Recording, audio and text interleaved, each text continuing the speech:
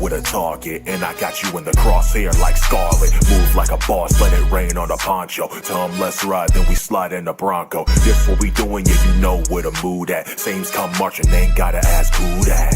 Move back, tell 'em let's move.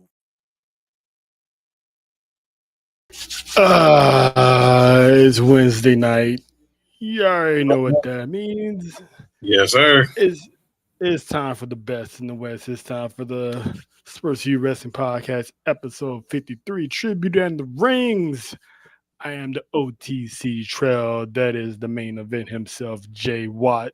Keep John, how we feeling, man? How we feeling? feeling good on a Wednesday night. It feels good to be alive on a Wednesday night on S4U Wrestling.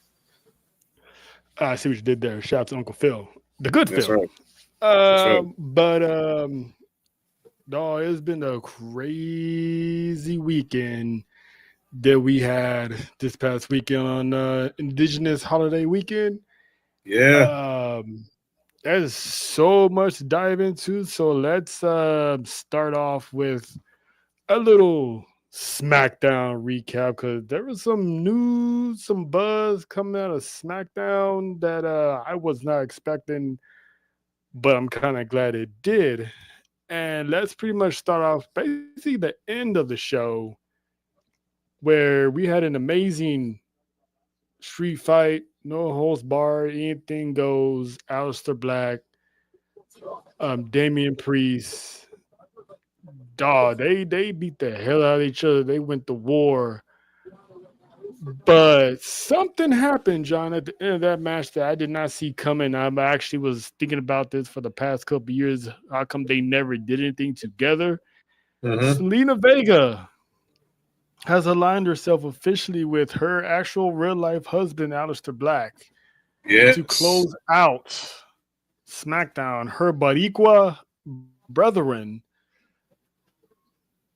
Damian Priest. So how do you feel about Zelina finally having this alliance with her real-life husband, and what does this mean for the future of Aleister Black and Zelina?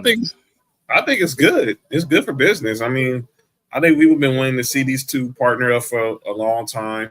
I guarantee they've came across a lot of ideas throughout the years as husband and wife, or probably even if they were just dating.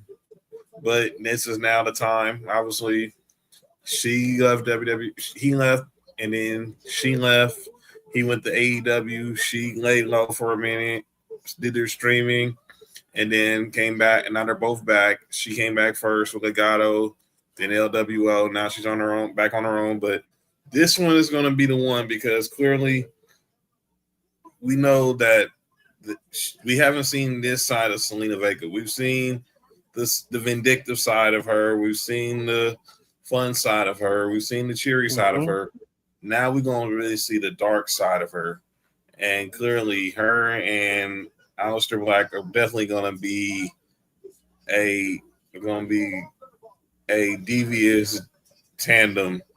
And I'm looking forward to see what they have in store for Friday nights. Yeah, man, because I mean, do you see a stable forming with these two? And if you do, who do you see in it? Do you actually see eventually Buddy Murphy coming over to this side of the fence whenever his contract's up, or do you see some new people joining these two because they're so good already and they haven't even said a word yet officially together? But I'm excited to see what happens. I mean, could we see a new formation of the House of Black or a reboot of the House of Black? Absolutely. I'm looking forward to seeing maybe Buddy Murphy head back to WWE probably. Look, the dream for me is to see Brody King and Aleister Black reunite. And hopefully that happens. And then add Selena Vega in there as a upgrade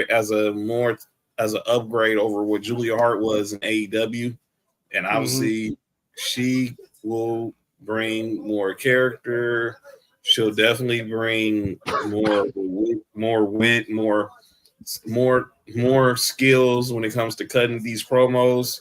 because I think she's gonna get real devious in her bag now, knowing that they're putting her with her husband. Just I'm seeing the hints of it where she looking like she was confused, but she had a little sadistic little look like Mm-hmm. got you, motherfuckers. Uh-huh. Yeah, exactly. And it's like I'm anxious because this is gonna be a character development for Zelina Vega. She's always been the mouthpiece for the likes of Andrade, the LWO. She's always this happy-go-lucky, spicy Latina. Now it's like she came out, hair is all black. She's already like done like the darkness aspect of her. So it's like ain't no telling, like you said earlier, what they got cooking. And now that they're officially together, the sky's the limit. I mean, we've been talking about this for the past couple of days. I mean, I see maybe Damien joining this group.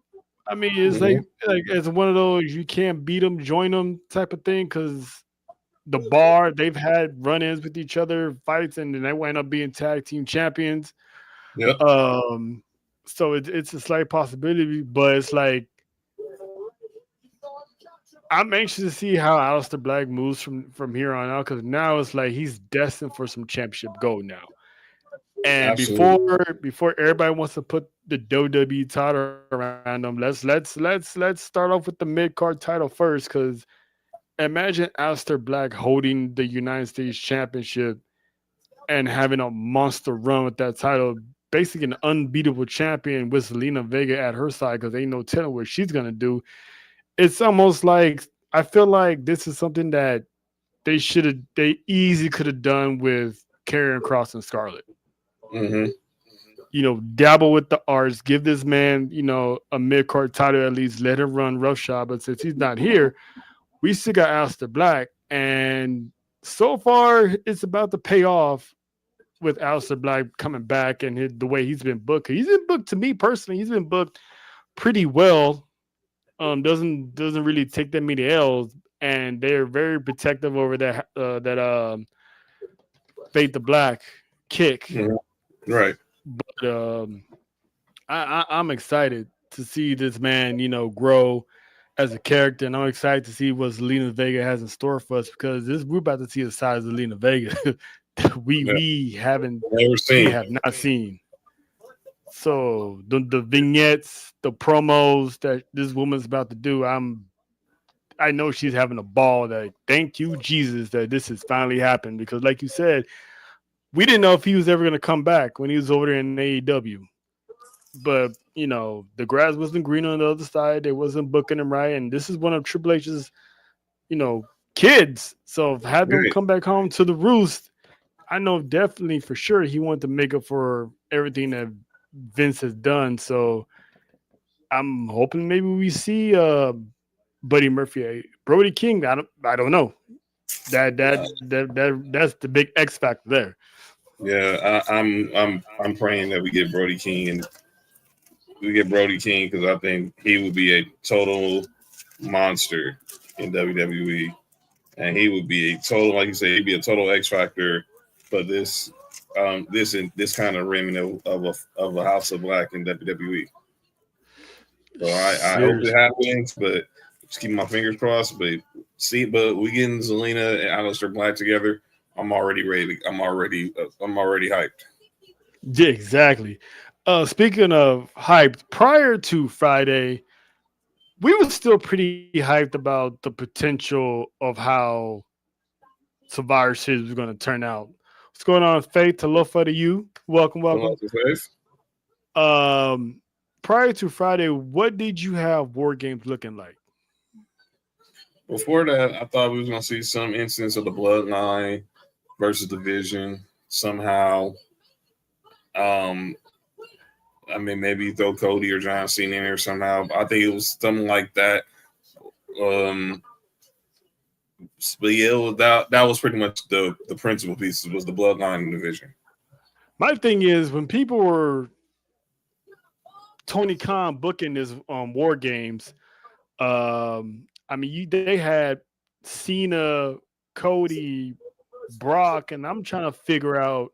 Maybe you can help me on this. How logically would they been able to book those three men in particular inside war games? Because Cody and Seth, they only had that match because it was the crown jewel WWE champ versus world heavyweight champion. You know, we saw the winner of that, and both of them with their separate ways. So how do you think those people were they just fancy looking, or do you think there was like a logical way they would have fit Brock, Cody, and Cena into war games, especially two guys that in Cena and Brock who basically have no business inside of a war games cage?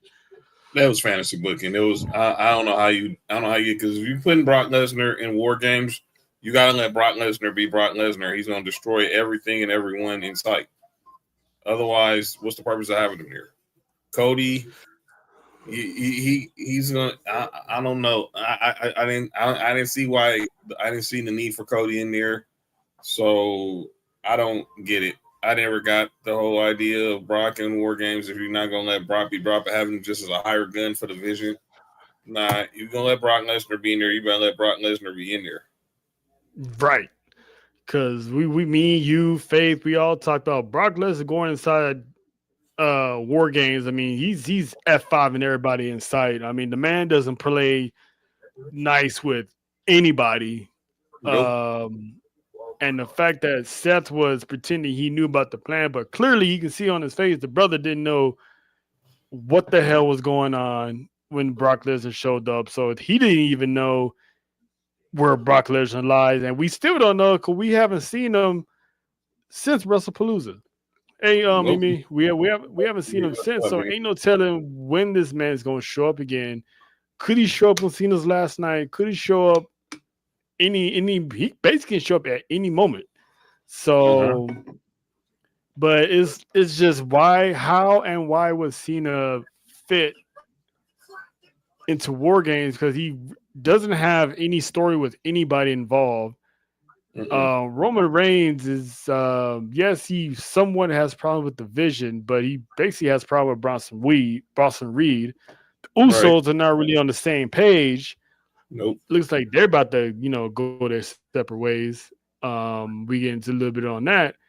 And I think Cody has too much business to take care of on SmackDown regarding that WWE Championship, because right now we still don't have an opponent for Cody. We don't know if it's going to be Drew again. I mean, there's always the possibility of Randy Orton challenging him for the championship. But something happened on Friday that got me excited for this. Could we be seeing this as a possible War Games team? Because we got the MFTs making their return in Bullet Club war paint. That was insane. And also the return of Tama Tonga. Exactly. The return of Tama Tonga also squaring off with the Wyatt Six, with Nikki Cross in the face of Solo, to the point that Solo, I guess you could say, kind of back down and let them, and pretty much let them know, hey, we see y'all and we're going to have a lot to talk about. So your thoughts on this possible showdown, and could it be something that we can see at War Games? When I saw that face off, I was like, holy fucking shit. Like, these dudes they done really put the paint on these dudes. They're going back to their New Japan days. And now you put them with the most diabolical, most vindictive, evil, demented faction currently on SmackDown. I'm all for it. I'm really trying to figure out now who's going to be the fifth member for the Wyatts, because obviously I don't think you're not doing a War Games match without Solo. I don't think Solo's just going to be sitting. I don't see Solo's just sitting on the outside as a spectator. Mm-hmm. He's going to want to call shots. He's going to want to dictate all this. But oh man, I was excited. I was excited seeing it. I was like, man, sign me up. Let's get this going. There's no way that match isn't going to happen at War Games. Yeah, because at first I'm like, oh, okay, they're stating their claim to the tag team titles. All right, bet, cool. But then I'm like, nah, this is too good for for it to just be a tag team title match. And the way Nikki Cross is staring down um Solo, and I was like, wait a minute, where's Howdy at? Mm-hmm. So wherever Howdy's at, when he gets back, I can't wait to see how this falls out. Because bro, this. I haven't been this excited for a clash like this since the original Wyatts in the Shield, Right. and that was settled at um a place. Was it Battlegrounds or was it no? What pay per view was that? Was it Elimination Chamber? No, the pay per view. I think it was Battleground. I don't think it was No, Elimination Chamber. I think I was it remember when it Battlegrounds a happened. New Day. Yeah, I remember when it happened. But yeah, and that's the first time we've seen the Shield really get decimated. So seeing the bloodline, the MFTs going against the Y6, this is going to be something that um that's going to be good. This is something fresh, but it's also crazy that 3 years in a row we're getting the bloodline inside War Games. It's almost like now it's the bloodline specialty now. It's like every year so far since War Games has been back, it's featured the bloodline. Whether it's Yep. Roman, now it's Solo. So how would you book it? Who would you pick to win this match? Because this is gonna be basically guerrilla warfare, no pun intended. I think it gotta be the NFTs. Mm. I think if you make the NFTs like this, they I could see this being Solo's grand moment, one of Solo's grand moments. Obviously he won War Games with the bloodline, with the original bloodline, but to lead a new faction against one of the most feared factions on the brand would be very epic. But I don't know. I need to see who the fifth person gonna be for the Wyatts before I can say that set in stone, because who knows who that fifth person can be. Who would you put in there? Because that's one thing I'm trying to wrap my head around is like who would they some people are saying Aleister Black, but it's like he just got with his wife, so it's like how would they I mean I'm not saying he's not a bad fit, but right now Aleister Black is a full blown heel. So how would they who would you put in Team White Six? Who would be that next member? I honestly don't know. I would say, I mean, Aleister Black would have been the most logical because he's like the darkest. I don't see Priest working with him. I don't think that'd be too much nostalgia if you bring Randy in there. Yeah, How because much? how would you book that anyway? Because Randy's got Cody on the mind.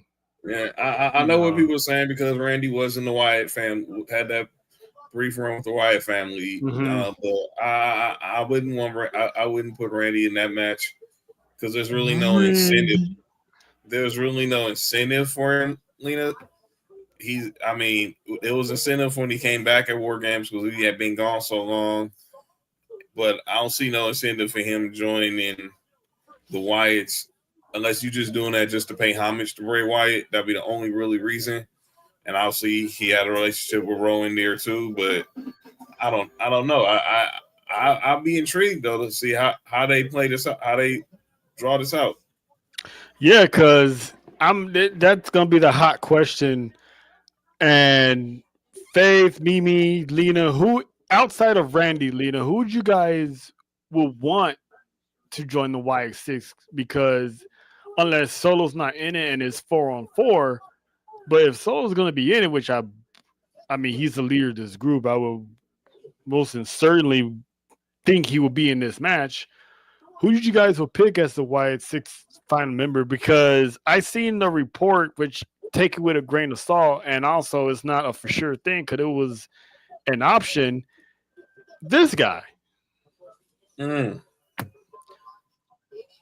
So it was saying that there was a report that Austin Theory could be an option to be in War Games, but they never said what any capacity. Now, Theory is coming off an injury, and before he was coming off an injury, he was also always on his IG live sharing, inspirational stories. Bo Dallas could see some, not Bo Dallas, Uncle Howdy could see something in Theory that have him get like revenge on the people who wronged him or something like that. So I can see him as like a new disciple, so to speak, to join the Y6 because someone he hasn't seen in a while, and it could lead to a whole new character development. So ain't no telling how he's gonna return. I mean, what you think? Would you see Theory as a fit as a member? Not with the Whites. If it was the original, maybe if it was the Vision, the rumors about maybe the Vision, I could see it. But I don't nothing against Austin Theory. I don't know if he making him that dark is the proper way for his return. You don't think you don't think he has it in him? I think he does, but I don't know. But you never know. I mean, anything's possible. If he got that much range, go for it. If he got the range for it, he obviously he was brainwashed by the way for so long. Anything he might be able to do it. I mean, because the way that Bailey has character developed, the way that EO has character developed, I think it me personally, I know you feel like you and Faith doesn't feel like he will fit. I don't know. What if they find a way to make it seem like he could? Because I think the way he's been inspirational on that stuff, I think he could fit. Faith thinks it's Ilya Dragunov. That is And how would interesting. how would He's on you Raw, fit that though. in there? He's on Raw, so I mean, does it have to be someone from SmackDown? No, actually, you don't because they crisscross all the time on different brands. So what if Ilya comes back and he's signed? You know how they just come back and say, "Oh, he's signed a contract with SmackDown or something like that." So he might be a murder for hire, like Bronson Reed was last year. Faith also said that if they did the whole Vision versus OG Bloodline, then she could have seen Theory. Hey, moms, moonwalking again. Fresh from the Lobster. Coming from Red Lobster. Fresh from the Lobster. Oh, yeah, I hope you got some biscuits in that bag because them cheddar biscuits is fire. You know you crazy. Yeah. Aiken Jones. Hey, them it's joints right. is fire. I know. Oh yeah. She got out there all the time. Boss lady went to go up at dinner, so she had to pull up. Yeah, you're right. I mean, you brought up Brasserie last year was the higher gun for the new bloodline. So the Miz. Listen. This. Here's how I'm gonna answer that question.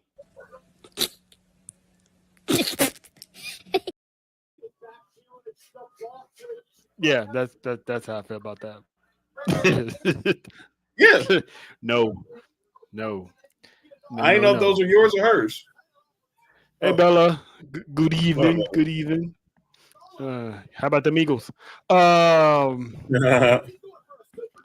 But fast. But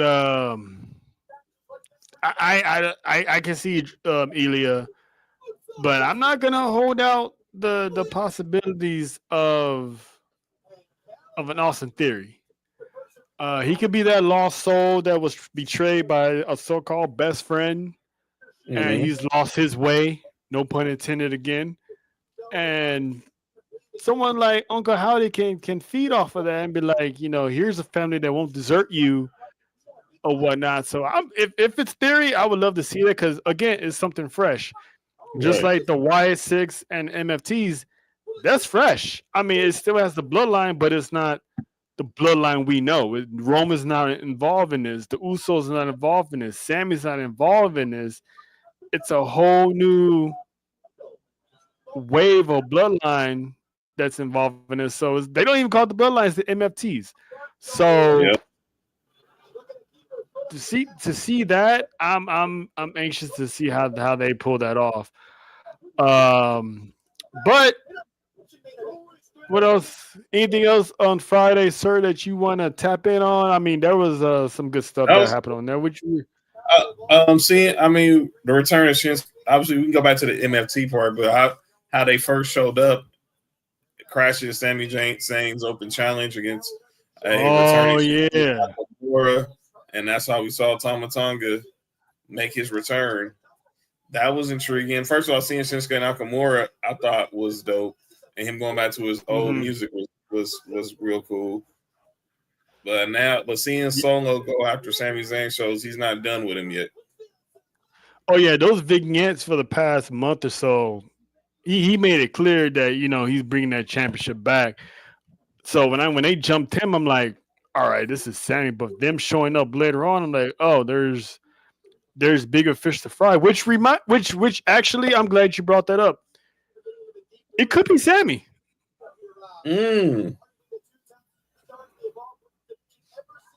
What if Sammy is going to reluctantly help the YSX? Because Messy Sammy can never, keep his nose out of other people's business. I mean, you can just bump into him, and next thing you know, he's in your business. Want to fight? That is true. That is true. That is so true. Speaking of wanting to fight, a fighter just pulled up to the VIP. I mean, really? she's yeah. I mean, she's still trying to fight this person, and once again, when CCN gets a hold of him, it's on site. Fresh off the island from the room, we got the queen herself as she gets herself together. Last minute adjustments and whatnot. We got Russell Faith in the building. Hey. She came in shooting. All right, I see where this is going. She's pew pew. All right, Oh, we opened up the show talking about the last man standing match, Lena. Oh yeah. And before we go any further, Faith, your thoughts on possibly Sammy the Snitch join the YS6 since they basically jumped them. You already know if you nudge Sammy, accidentally bump into Sammy, or sock out Sammy. He's interjecting in whatever business you in. So your thoughts on now Sammy possibly being an extra member of the YS6? Okay. I see the connection, and I'll tell you why. Solo, even when they were doing War Games last year, was trying his damnedest to get Sammy to join him. If you remember, he wanted Sammy to kick Roman in the face. And for a minute there, I was like, oh yeah, Sammy is about to go with Solo because Roman didn't turn him down. And it probably brought up some old emotions for Sammy. And if Jimmy and Jay had ran out there to help Roman, Sammy probably would have went with Solo. But like you said, we know Sammy don't stand down for nothing.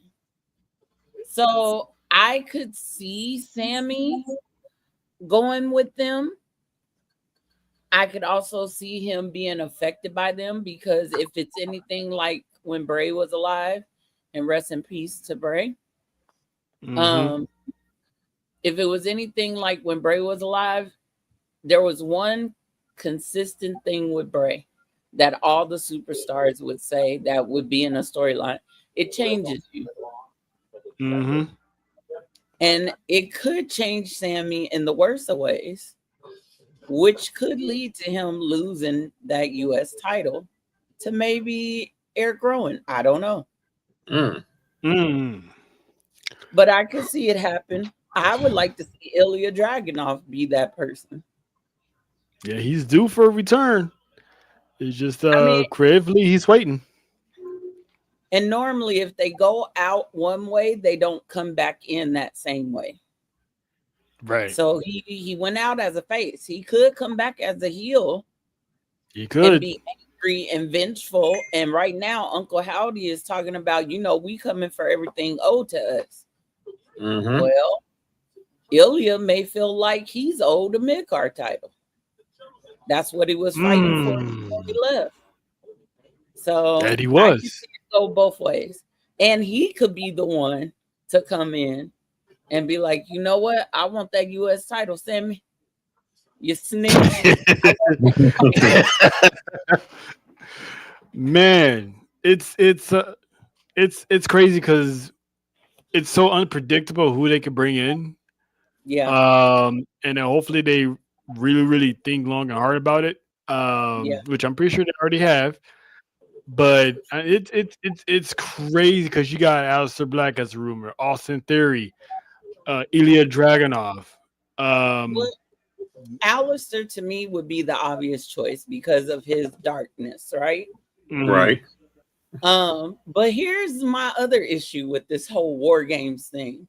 War Games. Nikki Cross. Mm-hmm. We saw her, girl. Kudos to you, homegirl, because you straight rolled up on Solo. She sure did. She had no shame. And I'm telling Sister Abby right there. If that had been anybody else in the women's division, they would have folded. I know I would have, but that's not what we're here for. Hey, yo. Maybe Solo does not fight in the War Games. Maybe it is 4-on-4. And I think I saw someone in the comments say her name earlier. Maybe Solo goes and gets PJ Vasa to handle Nikki Cross. I mean, he can still go in that match, but like you said, still bring her in because obviously she's gonna be outside of the cage, or so we think she might be outside of the cage. Hey, what's going on, Joe? Welcome to the Sports View. Joe, like, share, subscribe. By the way, I think she's gonna be in that War Games. I think her stepping to Solo like she did. I think she's very much gonna be in that War Games.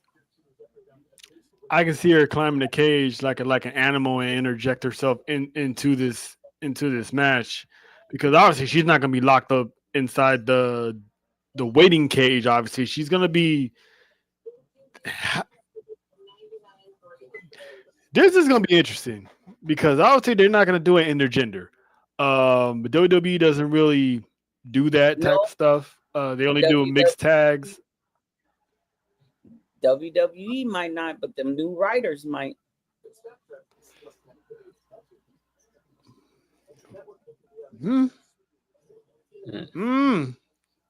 I've never really seen outside of Orton. I've never really seen anyone really put hands on the females lately. So who knows? You never know. Because if they do bring up PJ, one, that's big on her because that's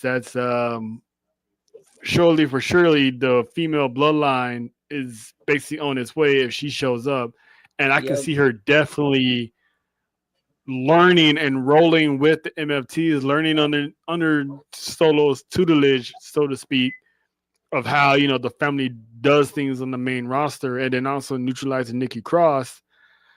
But I still think she's gonna be the mascot, so to speak. So I can see her being neutralized, but adding that next member, they got to do something because Solo, he ain't injured, so there's no reason why he's not gonna be in the cage. You know what I'm saying? So they gonna find somebody, and I can't wait. We might find out Friday.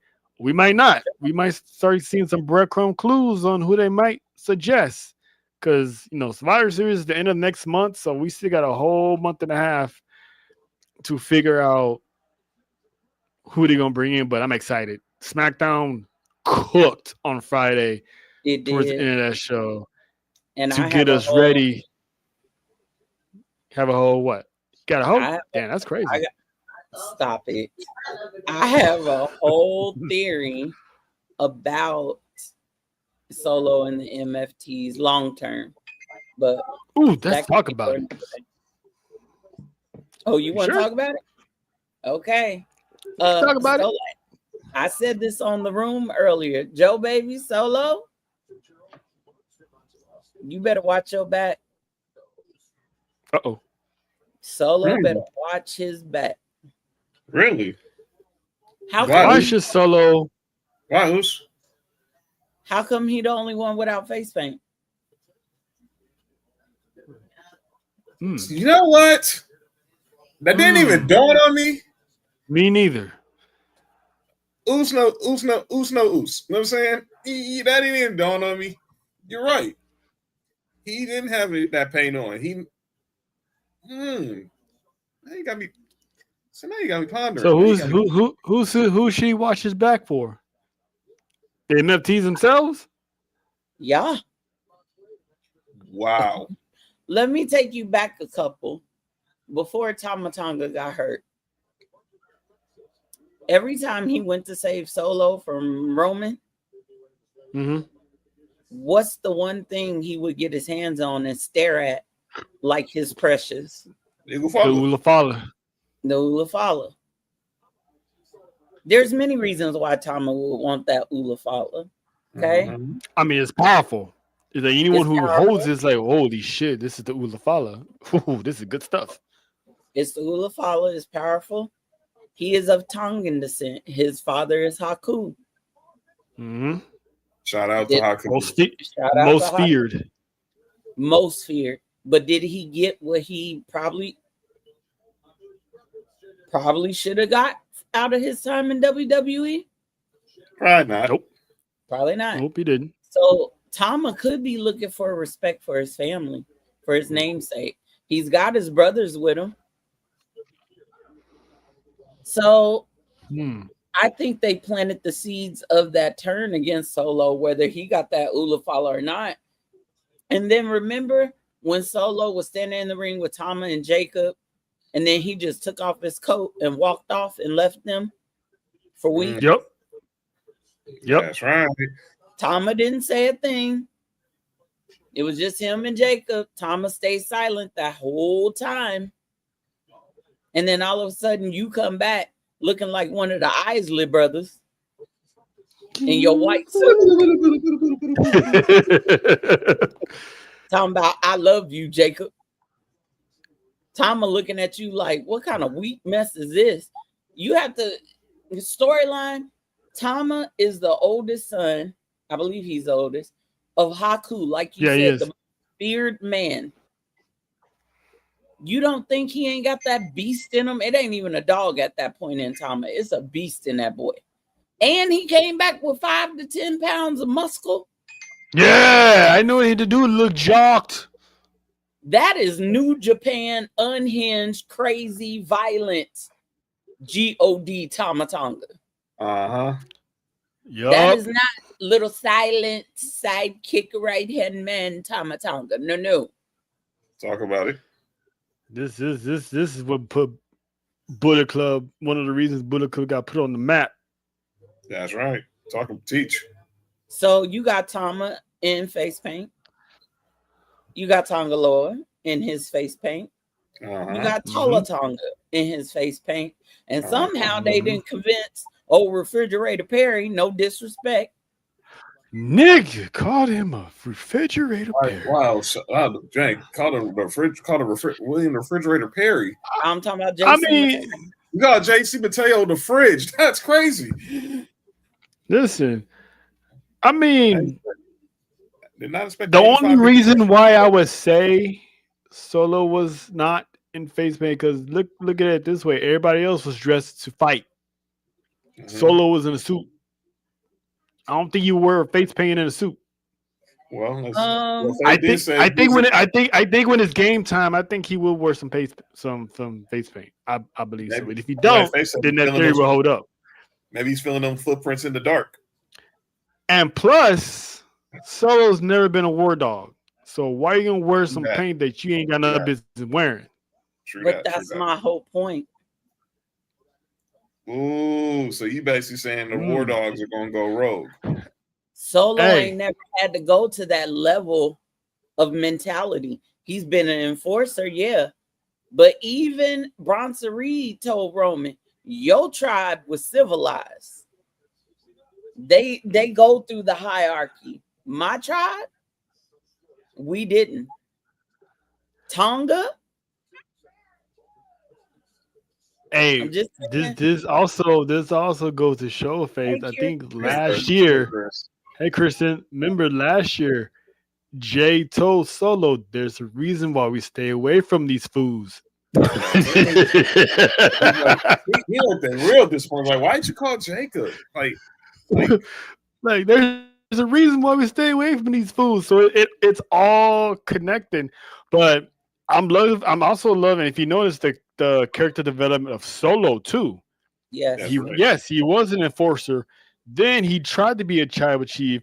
Then he took a step back, reevaluate, and now he's coming back with a whole different sense. Maybe he does got what it takes to dip into that Tongan level of insanity. I'm gonna counter that with this. Before, when Tama was gone, it was his family tree. It was Solo's family tree, right? Mm-hmm. Whose family tree does it look like now? The Tongan family tree. So he's an odd man out. It was funny to me when I saw the Tonga twins post and they were like Tongan family tree, Tongan family. And I'm like, Solo, bro. Plus, but who's left on that Tongan tree that they could sign to? It don't have to be Tongan because apparently JC Mateo ain't Tongan. You sure he Hawaiian?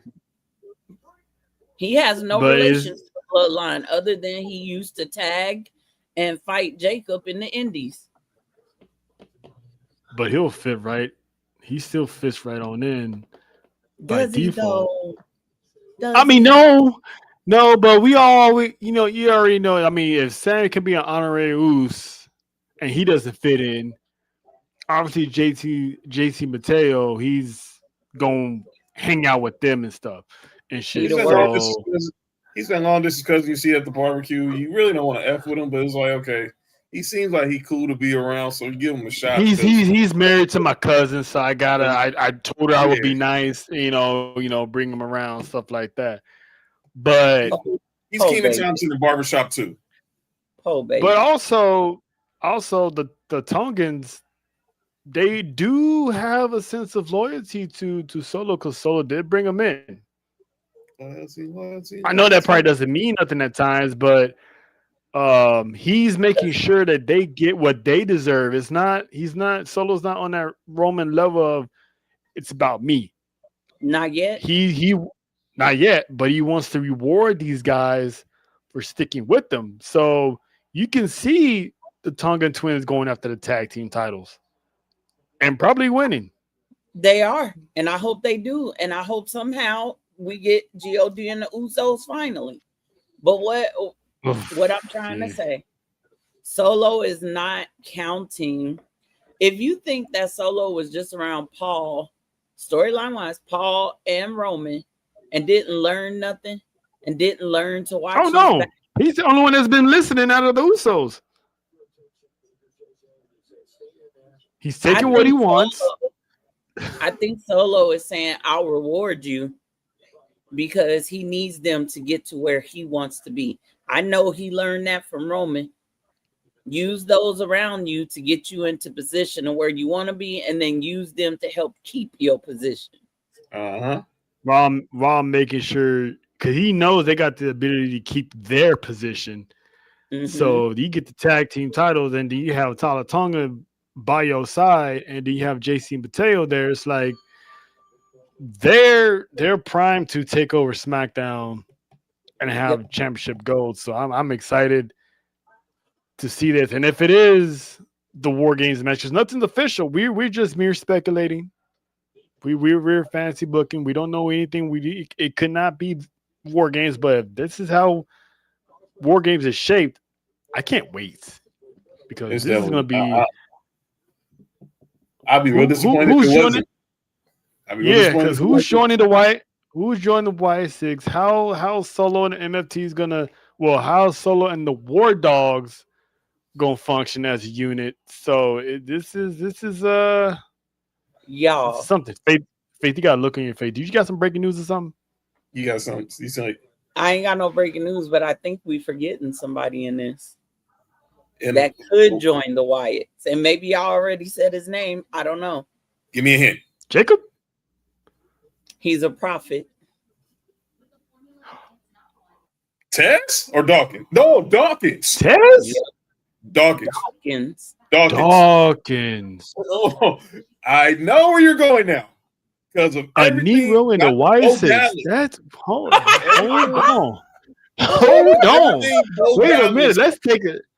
Okay. Let's dive into this real quick.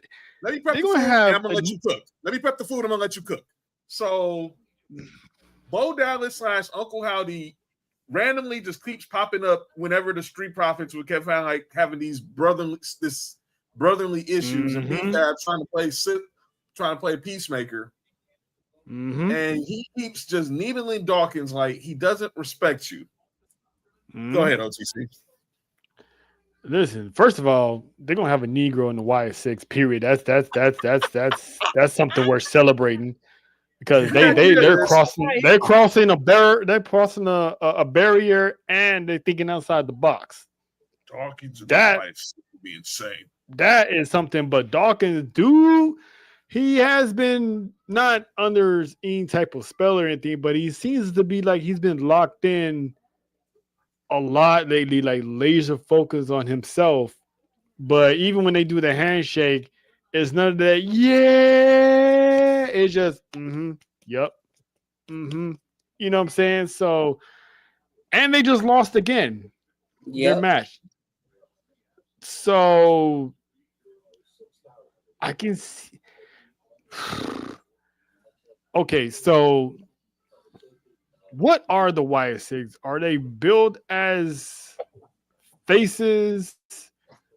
They ain't Baby heels? Because whoever joins them, the fans are gonna look to them as faces because obviously the MFTs and Solo, obviously they're heels. So everyone's gonna look at the Y6 like, oh, this is a babyface team. Like, how does Dawkins? I've been saying this for a while.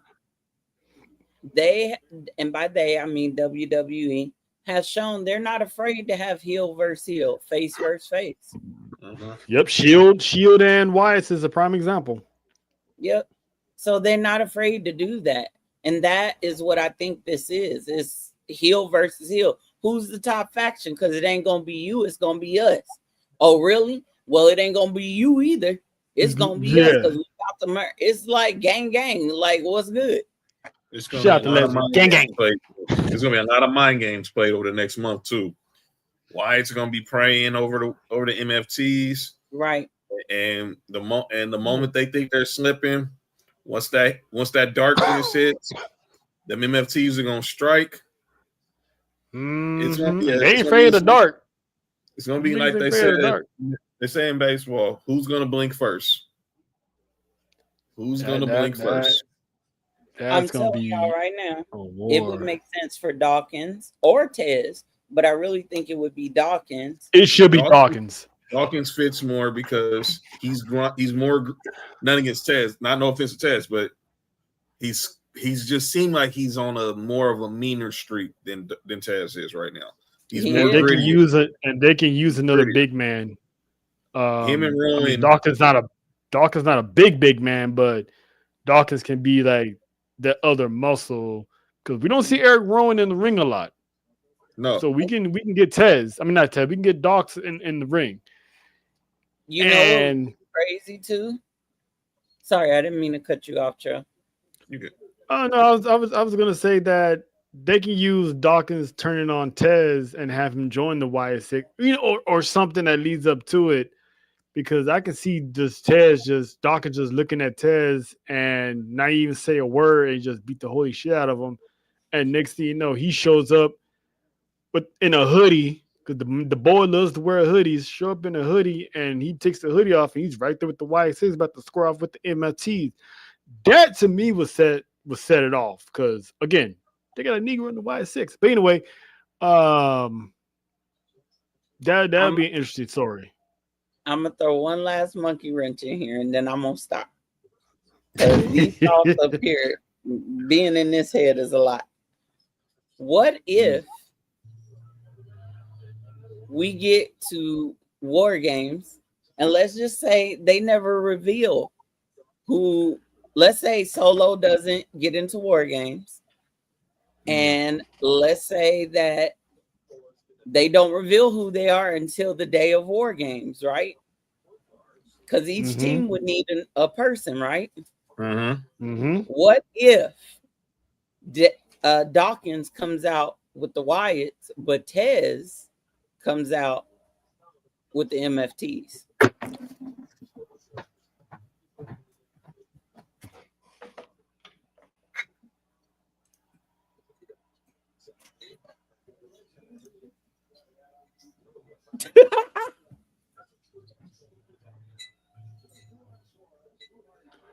Oh, wait a. That would throw everything up. It's gonna be one of those.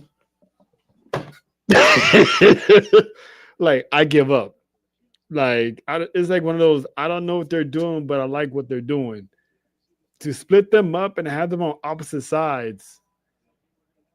That means they gotta split them up quick, fast, and in a hurry and see how this plays out. I didn't say split them up.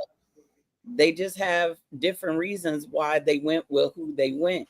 And then you have somebody to neutralize Nikki Cross too. Because B-Fab, no matter what, ain't gonna leave them hanging. Wait, but who would B-Fab choose? She might not choose anybody. If Nikki Cross gets involved, she may just come out there to whoop Nikki's ass. Remember, Nikki attacked her. She did. What, Big Oos? What? I told you it's some diabolical stuff that be up in here. Okay? Listen. I mean, Tez is some war paint. I'm here for it. I'm not saying anything bad about it. I'm just saying it out loud. Tez with some war paint. I mean, obviously, it's not his first time wearing war paint because he's a veteran. He had to go crack open one for that one. I had to get the red cup just for them. I had to go get the red cup just for them. That actually would be diabolical. I mean, dude. I mean, basically, you splitting up the profits in a way by having to go on opposite side of one another. Ooh. And they will have a match on their own afterwards when the Survivor Series is over. I think because here's the thing. Do I really think that the Street Profits are going to split? I don't. I do. Do I think they need to fight out their aggravation with each other? I do. Do y'all remember when Dean Ambrose and Seth got back together? I know that it was different circumstances, but at that time they fought it out. They had to fight it out. And I remember Booker T saying sometimes with brothers, whether related or not, you got to fight it out. Look at Jimmy and Jay. Although I know what everybody think about the WrestleMania match, I'm so sick of hearing about it. But their brothers, they had to fight it out. Yep. Man, I'll leave it like that. Faith, that's a conundrum. Each team has the profits. You really got me pondering right now. I mean, if it's with the thing, it'll set them up for a solo run separately too. Yep. That's crazy. But moving on, what else is crazy is getting up at 4:00 in the morning, 4:30 in the morning for a PLE. So shout out to the Bonnet and Blanket gang that held it down on the island. We also held it down. Fat Four held it down. But it was worth it because John, crown jewel absolutely cooks. It did. Like it Stir fry. it cooks. Yeah, it definitely cook. And let's see, it's like where do we begin? I mean, let's start this off with the street fight between Roman Reigns and Big Bronson Reed. This match, I loved it. This match was a banger. I mean, anything bloodline related, and yes, I'm including Bronson Reed because he has bloodline lineage. As Roman would say, his ass belongs to the tribal chief. So this fight was everywhere, and Braun Breaker got involved as I knew he would, and Jimmy and Jay got involved, and I loved how the end of this match played out because Jay spears Big Cousin through the table, ultimately costing him this match. Not Jimmy with the bonehead move. It was Hothead Jay with the bonehead move that pretty much cost Roman to lose. Listen, like Roman scolded them like a disappointed father. Really Basically did. saying, like, I get it, I love you both. And I want you guys to be here for me. I love you guys being here for me. But this is something I gotta do on my own. And he said the legendary line that has scarred Monty for the past week. So And he has. told them boys, I don't want to see you until Christmas. My damn. Messed her up. Me and Faith and John, we all talked about the meaning of why Roman said that, because obviously Roman's on his own personal arc that he needs to complete on his own. But while John finished up his dinner, I'm gonna go to you, Faith, because you're the special guest. Your thoughts on this scenario and what's gonna happen between the Usos between now and Christmas? Okay. You know, a hard head make for a soft ass. I'm gonna say that. Mm-hmm. Roman told Jay before Clash in Paris, stop helping everybody. He said, I know more than anybody you helped me. You helped this company. You've helped the boys in the locker room. You've helped everybody. Stop it. Be about your business. Focus on getting back to what you lost. Do it on your own. Do it your way. He said it was about legacy and moments, right? Mm-hmm. I'm gonna go real far back when Jay was right hand man, almost towards, I'm gonna say, the middle of his right hand manness. Didn't Roman tell him that his hot head and his unthinking emotions was gonna get him in trouble? Yeah, she did. Mm-hmm. Tribal chief don't lie. He might gaslight, Yeah. he might not tell the whole truth, but he don't lie. Ever. Here we are now. He told him before this premium live event. He said, oh, Jimmy said, you know, we're gonna have your back. And what did Jay say? I'll be out there, I'll have your back. Mm-hmm. And Roman was like, I don't want And your Roman's help. just looking like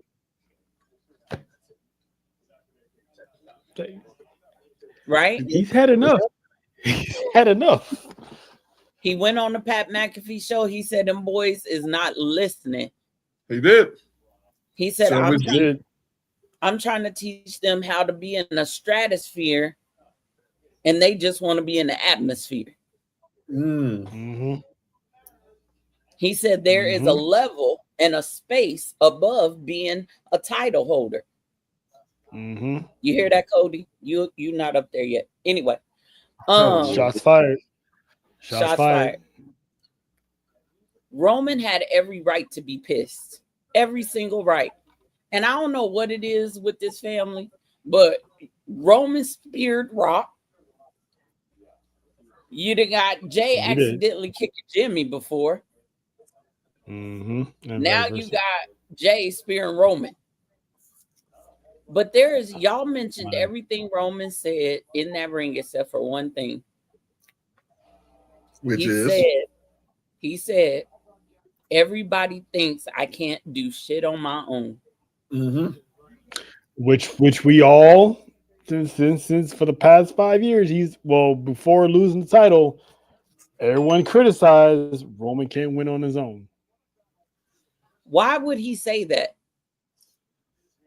He keeps his ears to the streets. He ain't stupid. He feels basically like the noise is getting to him. Clearly the noise is getting to him.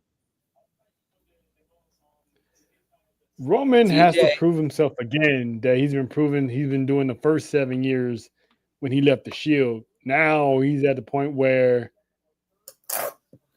he has to prove himself again. Yeah. Because people,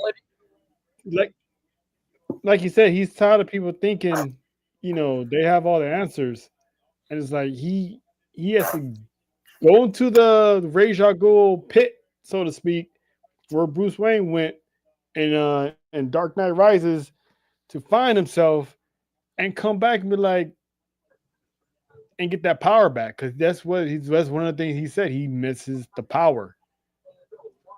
So and right now he feels like he ain't got it. So let's say he never said anything about championship. He said power. So okay. Thank you, Trell. Okay. You get me excited now. Won't be the first time. No, it wouldn't be. He ain't talking about championships. It would be nice for him to get a championship. I'm sure he would love it. But he's talking about a different kind of power. A power that is personal to him.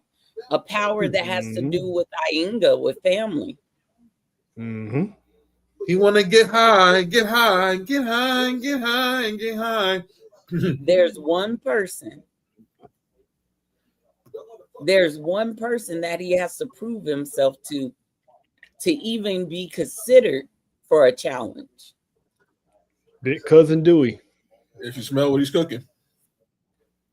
Big Cousin Dewey. It's a rite of passage that Roman's going through. Let me propose to y'all that this arc that we see Roman on, it's not a hero's arc. It's not even a redemption arc, because he told y'all things change, but he don't. That's right. He never did. He never did. He never has, except for, I have to say this, against family. Because old Roman would have whooped the hell out of Jay. Yeah. And slapped Jimmy. Yep. But he didn't. He said, he wants them to roll with him. He wants to roll with them. And he's like, I'm happy for you guys. I want you to help me. But y'all got to figure this shit out on your own too, man. Right. Like, stay from under my ass, so to speak.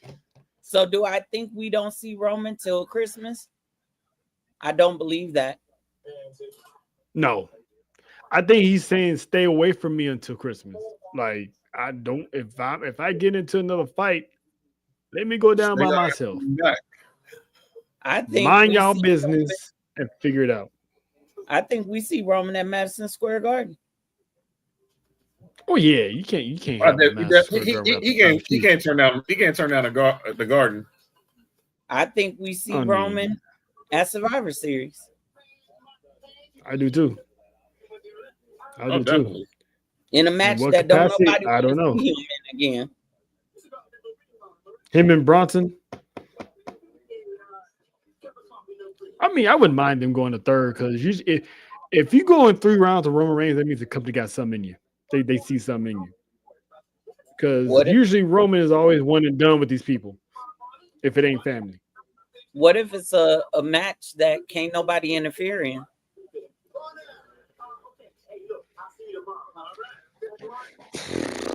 I mean, what match can't no one interfere in? Unless it's because even Bloodline Rules, everybody interfered in. Tribal Combat, people interfered in. Not Tribal Combat. I mean, cage matches. I've seen people interfere in. I mean, if you put Bronson and Roman in Hell in a Cell. And crazy part, you think that There's not. I saw it just the other day on Instagram. There's not. If we go so far through this year, we're right now. There's not been one hell. We at least have had one Hell in a Cell match every year. We have not had one yet. Nope. And we know Halloween's approaching. They normally do it in October, but they could save it. But that's just speculation. Yeah. Right now, I think Roman and the Usos are going to stay separated. Even though I think Roman will be on Raw, I don't think there will be any or little interaction, maybe a stare down as they pass each other. Mm-hmm. I could see Jimmy trying to talk to Roman and Roman ignoring him.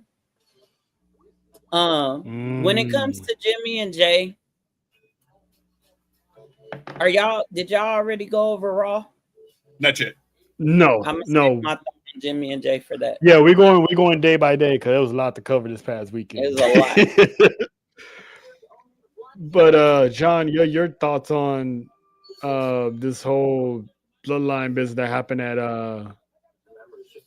Crown Jewel? I mean, Roman is like he's pretty much y'all gonna figure this out come hell or high water.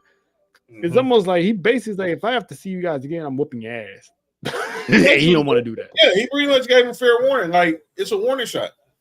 If I need y'all, I know where to find y'all. I told y'all I'm good. Let me go be me. I let you go do you. Now it's my time to go be me. This is where people got to, and then like this is why I think some people want to see Roman dominant but when he's the tribal chief, clearly he was in God mode. I mean, still kind of is, but he was clearly in super God mode. He's in God mode. But when we see the OTC, see the more human side of Roman. So he's basically showing that side he really don't want to show to people unless you really are like this. And it just had to come out and tell Jimmy and Jane, look, I'm all right, man. Go do y'all. And if I need y'all, what up, BK? If I need y'all, I'll holler. Okay. Do not step in my business anymore. But people don't listen to that. Yeah, to like what Faith was saying, that's the little tiny smidge that Roman has changed. That woman has changed. It's more now all about the family instead of going against the family. Instead of having the family, using the family to build him up, he's using that same psychological tactic, but in a way to try to convince these boys to y'all need to step up and be on the level that I am. He's telling Jay, like you said, quit trying to help people. You need to focus on getting that championship back and bring that to the family for yourself, for your table. So your family you can be the head of your family's table. And then he's trying to tell Jimmy, listen, when he said like he's becoming more like me and that's like you, it's not like being like Roman. It's like Jay finally reached that level of being an actual world champion, a level that I know all about, and a level that you don't know nothing about because you stuck being a tag team champion your whole career. And he's trying to tell him like, yes, you the big brother, but you need to stop having this issue of him taking advice from me because I know what I'm talking about. I've been dominating this roster for 6 years. This ain't no problem with him taking advice from somebody else. This is why I never was for him doing a rematch after he lost to Cody. I want that 1,000 plus days to stand in time and be so distant away from his next reign where we don't always go back to saying San Martino's name, saying Bob Backlund's name, saying Hulk Hogan's name. I want that to be there. That's a moment you can't make up. His next reign will never be that. I'll be shocked if hell if he even gets the 500 days. If he really want it, go try to get the 500 days. But the month that reign he had from 2020 to 2024 will be talked about. Pretty much almost a whole presidential campaign, pretty much. Yeah, it's a moment that we will not see. I'd be shocked if we see that ever again. I think that was the last. He was actually champion Biden's entire run. But anyway, go ahead. He was the end of the first Agent Orange run to all of Biden's run, and pretty much all of Biden's run. So, never mind. but he got to show, but he wants to show his vulnerability and show that he can handle this on his own. So if he's sitting there getting stomped a mud hole and walking dry, as Stone Cold would say, he'll get up, he'll bounce back. He don't need y'all coming up here playing superhero all the time. Well, and he's got all the snakes out the house, so to speak. It's just family left now. True that. True that. So no Sammy, no nobody. Like it's just them. So my God, I do not wait want to see Sammy back with this family. Please, please. I'll be shocked if Sammy weasels his way back in there. Why gotta be a weasel, man? I just think it's just time. I mean, I feel what Cuz was saying. Like, I mean, it's time for Sammy now to just be Sammy. Yeah. Yep. And he is on the other side of the fence. Especially with all these dates in a certain country now, it's time for him to just finally capitalize on these moments that people have been waiting for forever. And Friday, when he got stomped out by the NFTs, you should be focusing on that and not acknowledging Jay. I just put it and I'll leave it at that, Bruce. Yeah, and one final thing also is like he was trying to also tell Jimmy, if you really want what's best for your brother, stay out of his way. Like Jay is someone also telling them, stay out of his way. Well, and Jay is a different beast right now. Yep. And Jimmy needs to just let Jay let him figure it out. Yeah, instead of trying to be his savior, which is a problem. Mm-hmm.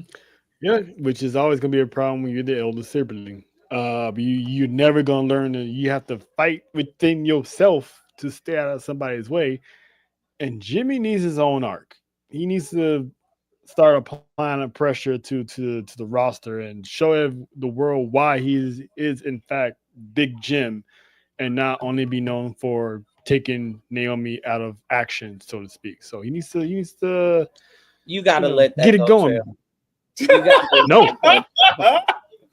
You gotta let that go, Ooze. You gotta let it go. The only reason why I am letting it go is because Stephanie Valkyrie is our women's world champion.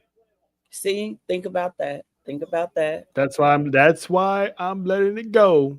Yeah. Because of that. But that doesn't mean I still didn't like it. But I let it go because it led to an unstoppable run of Stephanie Valkyrie. So I'm gonna let that be. Let it be. Speaking of La Primera, she took on, the gangsta Barbie, aka the women's WWE champion, Tiffany Stratton. The match was decent. I enjoyed this match, but we all knew what was going to happen. And we all knew. We all knew what was going to happen. We got the result, guys. We got the result. You can stop frowning now. You got the proper result. You almost made me spit out my burger, man. That's crazy. I heard what Trail just said. I'm staying on head tilt. Oh, shit. Oh, shizzle. Oh, what? Cause I said against the Barbie. Yeah, that's diabolical. Trail, I can't. He didn't do the typical say she was the wrestling version of Alicia Silverstone. He said it, not me. I just said against the Barbie, and I'm sticking to it. Listen, that girl is against the Barbie because she's went through the best of the best of that SmackDown roster and has the longest active championship reign right now in WWE. I mean, listen, the woman has defeated Charlotte Flair. This woman has beaten Jade Cargill. Yep. Nia Jax for like 10 times. Yep. I mean, she held her own against Stephanie Valkyrie. We got to give that woman credit. Nobody really likes her as a champion, but WWE is big on her, and the fans love her because every time you hear TV time, she gets a big ass pop. I go to the bathroom, but continue. I get you. Listen, everybody. I mean, everybody sees it as a pee break, but I've watched Tiffany Stratton grow. I see what you did there. From, Big ass from pop. Go to the bathroom. I see what you did there. Damn, that's crazy. It's always faith. But anyway, we gotta get we can't shit on this woman's progress. We gotta give Tiffany Stratton a small amount of props because the woman has done everything and she's getting better and better in the ring. But she finally got that L. Tiffany Stratton took the L. Miss La Primera is now the women's crown jewel championship, and that belt looks so good around her. That's not named Trail. Damn you, Miles Bourne. John, What is happening? What happened? I just said, "Damn you, Miles Bourne." I mean, I'm pretty sure he can hear you. John, I hate you, what? I hate you, boy. What? I hate you. You and Mark, boy. I swear, dude. You and Mark, man. He's your Stevie Wonder. That's your Stevie Wonder. Listen, he's your Stevie no, Wonder. because the man can't hear people. He can't. See, that's your Stevie Wonder. He can. That's your Stevie Wonder. He ain't fully your Stevie Wonder, but that's your Stevie Wonder adjacent. No, because Miles Bourne openly admits he's partially deaf. No, he is. He admits it. He is. He is. He's Sorry, not lying. Yeah. No, he's somebody else is lying, but to answer the question, hey, listen, that's a theory for another day. I'm glad this is as opposed. Yeah, I'm glad it was this match. I didn't want it to be Jade. I think her and Jade, it would have been fun because obviously the innuendos just write themselves with them too. What do you think, Faith? What happens when someone not getting? Yeah, yo. Is she coming for John again, or who's she talking about? I don't think she's talking about John. What in the world? Listen. Well, I can't respond because I don't know if she's talking to me. Okay. Let's move on. Hey, yo, but nah. Yeah, go ahead, John. It was a better matchup as far as from as a athletic wise as opposed to because I think. But her and Jade, I mean, we can write all the bars with her and Jade. But this had to be I'm glad she's the one that gave Tiffany Stratton her first loss. Nope. I'm gonna address this right now. Miss Lena, unless you offer him with a side of handcuffs, keep it to yourself. Go ahead, John. What the?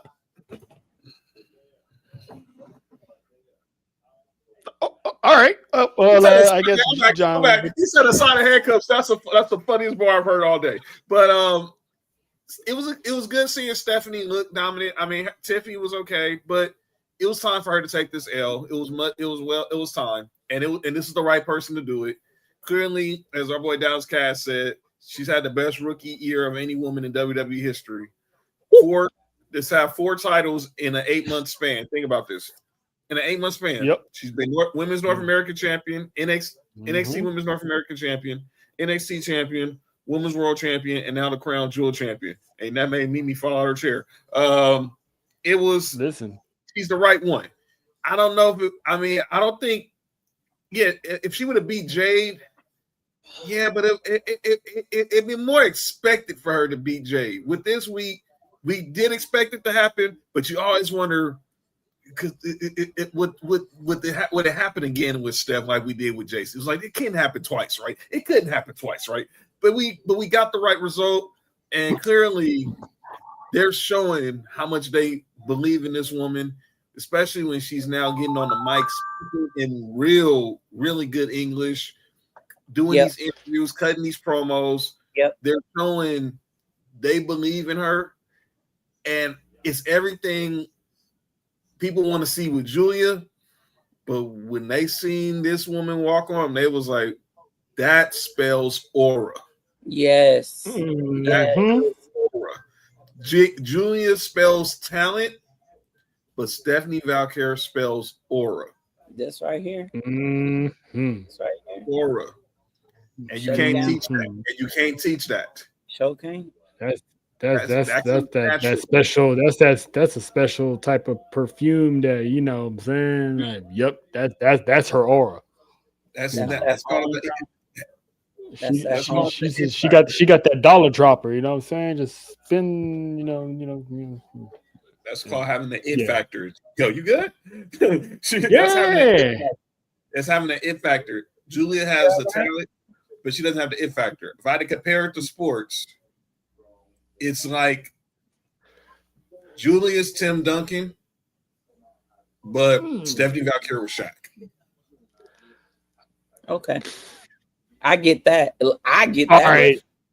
Yeah, because She Shaq got had the a whole skill lot of set, aura. fundamentals, everything. She's a 5-tool player. But people call it boring. Right. But Tim Duncan's kind of boring. When the Diesel stepped on the court, He had aura. you knew you was getting that. You knew you was about to get that work. Wait, who called her boring? It's the way, and that's why my Tim No, Duncan, the way people complain about how Julia's being booked, it makes it seem like she's boring. Oh, okay. It's like how the Spurs were at the peak. They're not the entertaining. They're not the sexy team. But when you look at the Kobe Shaq Lakers, that's Stephanie Valkyrie. They're glitz. It's glamour. It's aura. With Julia, it's talent, it's skill, it's work ethic. But it's just you get the job. You get the job done. With Julia, if they can invest time and give time to Stephanie to learn English classes and all this other stuff, I think they can do the same for Julia.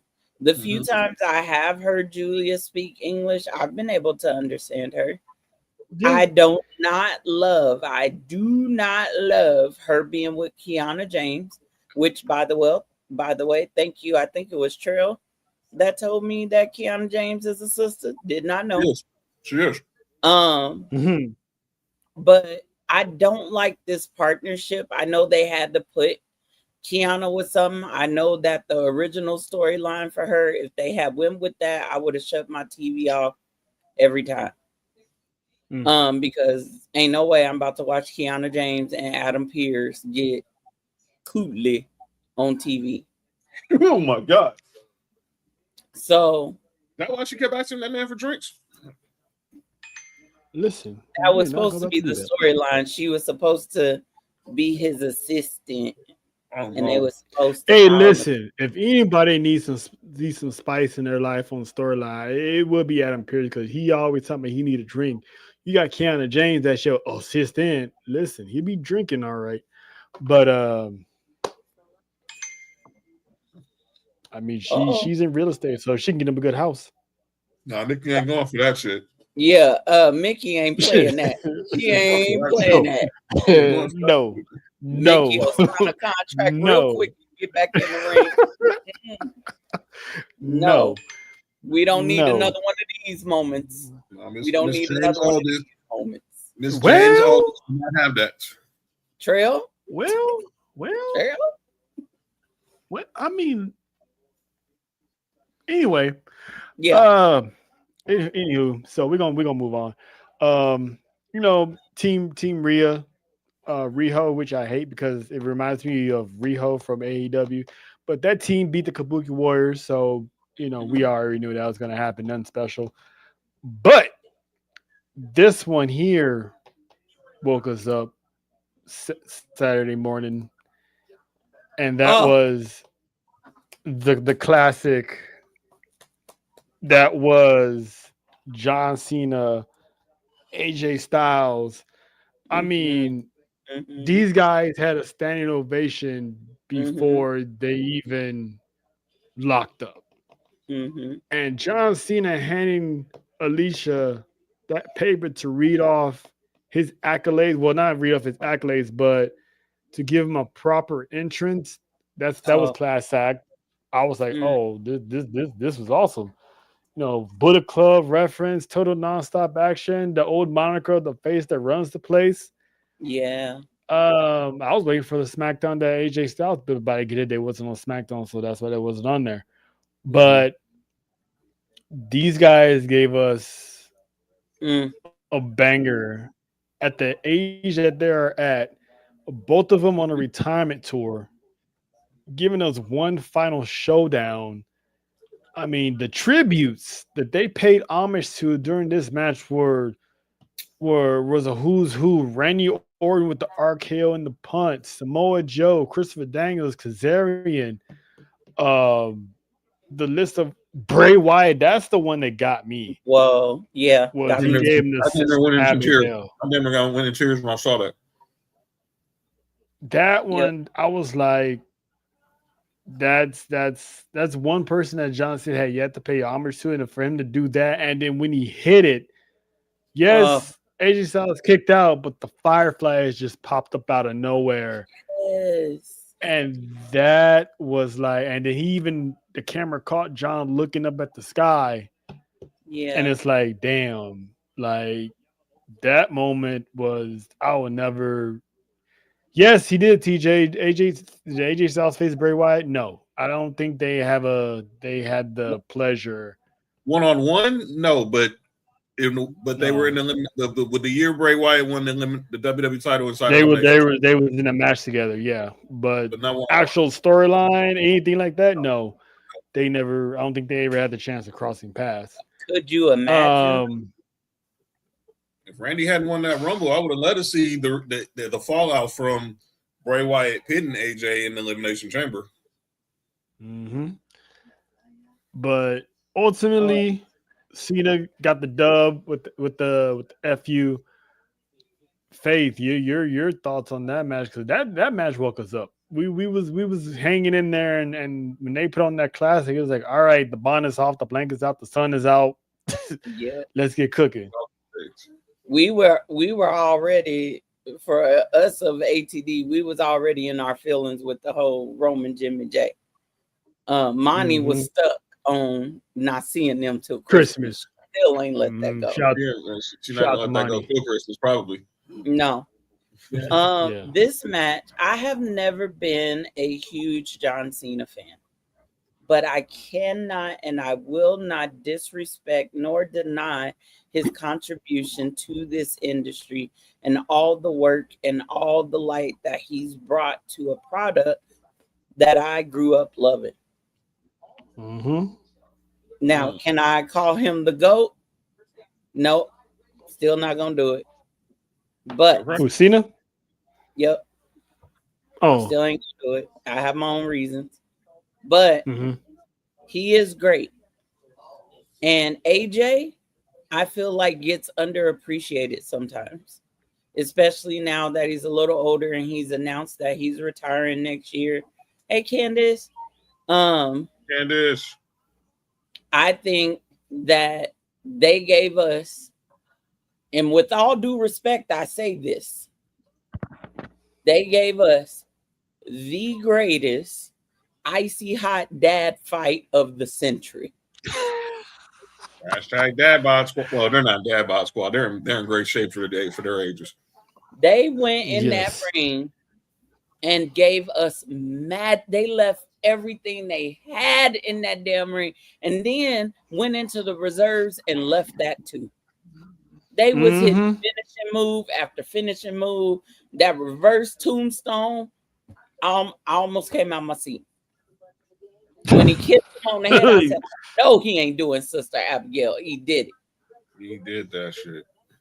Okay. Somebody was like, yeah, homage to Shawn Michaels. I was like, oh, they just bring it out. JoJo had me dying because she was like, did they may just kiss him on the forehead? Because she's never seen Sister Abigail. So her getting shocked by them, it was funny. But yeah, like the paying homage to Shawn, and then I didn't even catch the Frankie Kazarian reference, and then the Christopher Daniels reference. It's like, and they're the paying Miz. tribute to WWE's and the Miz. Yep. And it's like AJ was paying homage to people in TNA that he had monster feuds with, while Cena Yes. was also paying homage to people in WWE that he's had monster feuds with. So it's like, I like how they all got together, told a story without no build. Because remember, leading up to this match, AJ said there's no build up required. The story will No. write itself. And it And you know did. what? I'm so glad that they listened to the fans on this one. I don't know if they had planned to do this match anyway, and just for Triple H to come out and say, you know what, this is on the fans. If a match that's not been planned, something goes wrong, it didn't. It was magical. It was everything we needed. Right now, I'm calling it match of the night. Right now, I'm calling it match of the year. I'm sorry, that match took me places.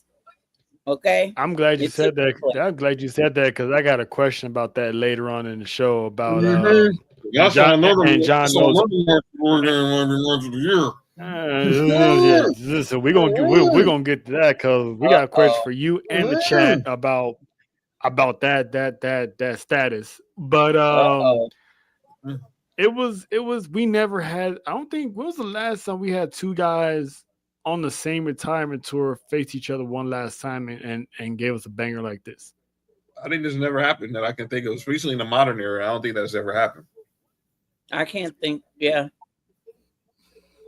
I'm trying to Like, think.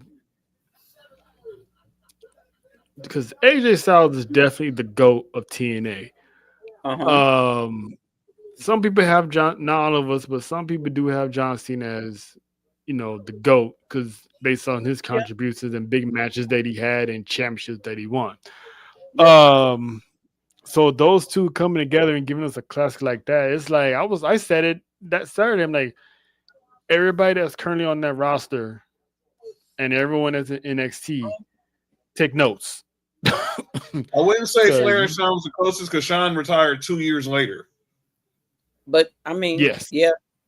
It took 2 years before Shawn decided to hang him up. yeah, exactly. So that doesn't. I Oh. mean, at the same time, that's really hasn't been done.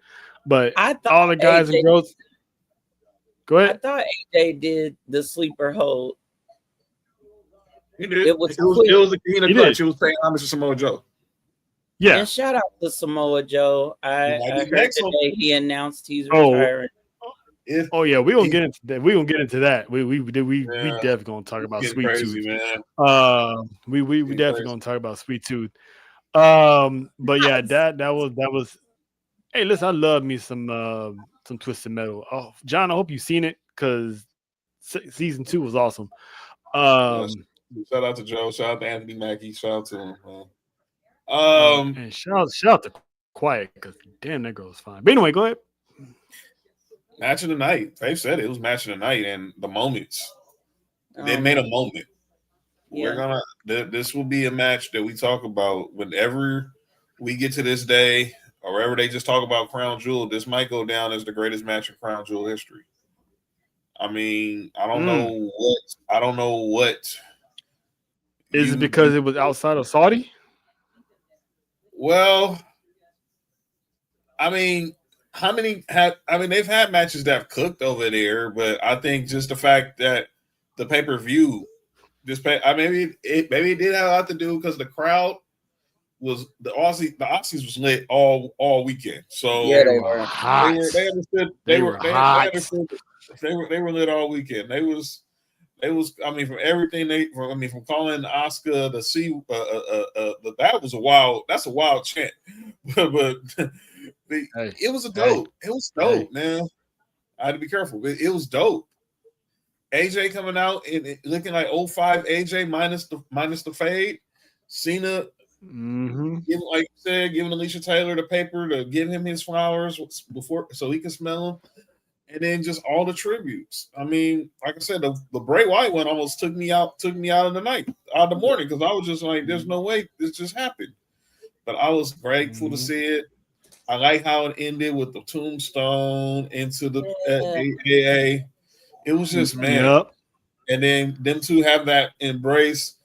because obviously Cena's only really he's been healed the whole time, so he hasn't really chance to embrace those. I mean, outside of his Elimination Chamber and Royal Rumble, he hasn't really chance to embrace his some of his longtime rivals. We didn't get a chance to see that moment with him and Punk in the ring in Saudi, or him and Randy, right. or definitely with him and Randy at Backlash. So obviously he gets that moment with AJ, and who knows what's going to happen when he steps in the Garden, and he steps back in Boston. Yeah, he steps into the 619, and then that last day. That last day is just, I'm not even know how I'm going to act. 4 days left. There it is, sitting right there. 4 like the Horseman, baby. He's 4, and them days are gonna be here, and we're gonna be live for them. And I just don't know how emotions are gonna be, but because we got two tribal war zones, Survivor Series, and December 13th. We're not ready. I'm not ready for it. I mean, I'm not gonna be as emotional as John would, because yes, I was a Cena fan, especially through the Thugonomics in my high school days. But I wasn't that, the John Cena shirt that I bought at Netflix is the first time I ever bought a signed John Cena gear until I bought the Chain Gang jersey at WrestleMania weekend. Other than that, I've never bought any Cena merch ever, and I bought that just to pay tribute and homage. Because I always wanted a Chain Gang jersey when I was in high school, but I never had the money to do that. That question. Yeah. Would people be mad if The Rock retires him? Well, Rock said on the Kelsey's podcast this week, he might have a little something to do with what's going to happen in Cena's last match, but I don't think he's going to be. I don't think it's going to be him. Mean a little? Listen. A little. John Cena hitting a 619. He might have slipped up and hurt his disc or something. I'm glad he didn't do that. Either. That would have been monkey butt ugly. I was so worried. I was like, "Oh, ugly." No. And shout out to John on getting some New Balances. I see you, big player. See, he needs to go holler at Snoop and get that Skechers deal, but they don't know about that. He needs to invest in getting. He needs to invest in getting back into some ankle socks, because them old man socks were irking my soul, man. Girl, don't do that. I got a guy. That old man socks are irking my soul. Shout out to Nessa. Know what? I want to say this. Everybody is just there's been rumors that it's gonna be Gunther, right? Mm-hmm. But what if it's, because I saw this hint, John posted a hint. What if it's Miz? I can see it. I would not be mad at that, because one, that's a big sign of respect from John Cena to the Miz, because they had some good moments. I mean, Miz beat him at WrestleMania. Him and Nikki Bella and Miz and Maurice, they had that little feud going. John Cena was a big part of Miz's career, and vice versa. So I could see, because it's already been reported that John Cena's final opponent has been finalized. Yep. So it's already been set in stone. Now, what this woman here, this is a high possibility, because based on the current events that happened last Monday and the news that broke on last Monday, Dominic Mysterio has been busy on not independent, but on live events, as well as he's been booked on the Japan tour in the main events. So it could be him, but I think it's gonna be him. I don't think he's gonna be the last opponent. He might get Cena beforehand. But maybe a Survivor Series getting him. I do think Dom is in the Survivor Series, get Dom back in his hometown, competing in front of Petco in that Petco Park Stadium. It makes sense. He's going to day sheet. Yeah, he's going to get mad pop. The pop for both of them is going to be insane. But Dom walks out and to that San Diego crowd. Wow. In his hometown, his birth city, and he's gonna probably have some ugly ass Padre inspired gear on. Yeah, I said it. That's hate. Yeah, I know. But it's gonna be a moment Anybody for in him. here Padres fans? I know, but I'm just saying because I just had to. Sorry. Yeah.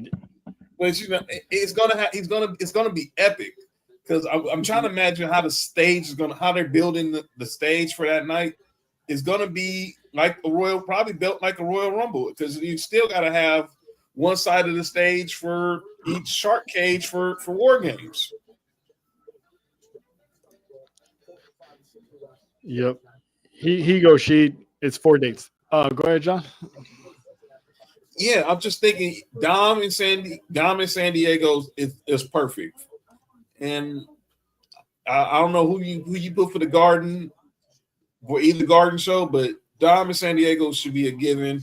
And if it's for the Intercontinental title, this a way, obviously, to get the belt off Dom and give Cena the Grand Slam before he goes, and then Dom can start pursuing continue the dominance with AAA probably. Let's go. This That. one here. This one here. No, don't do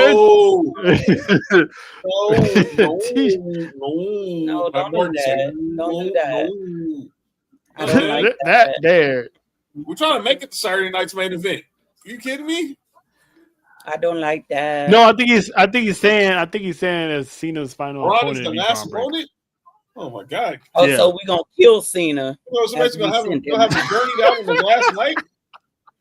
We're gonna tsunami Cena on his way out. Hey, passing the torch to Braun Breaker. I mean, the man is a featured world champion main eventer. But Trail, he already got a torch? I'm personally not saying it's Braun Breaker. I'm just saying that's what TJ is saying, that we can't really rule that out because I am. I don't want to. You never know. I don't want to see it. I'm gonna rule it out. Yeah, I'm still praying, hoping, wishing for Oba. I really would love to see that.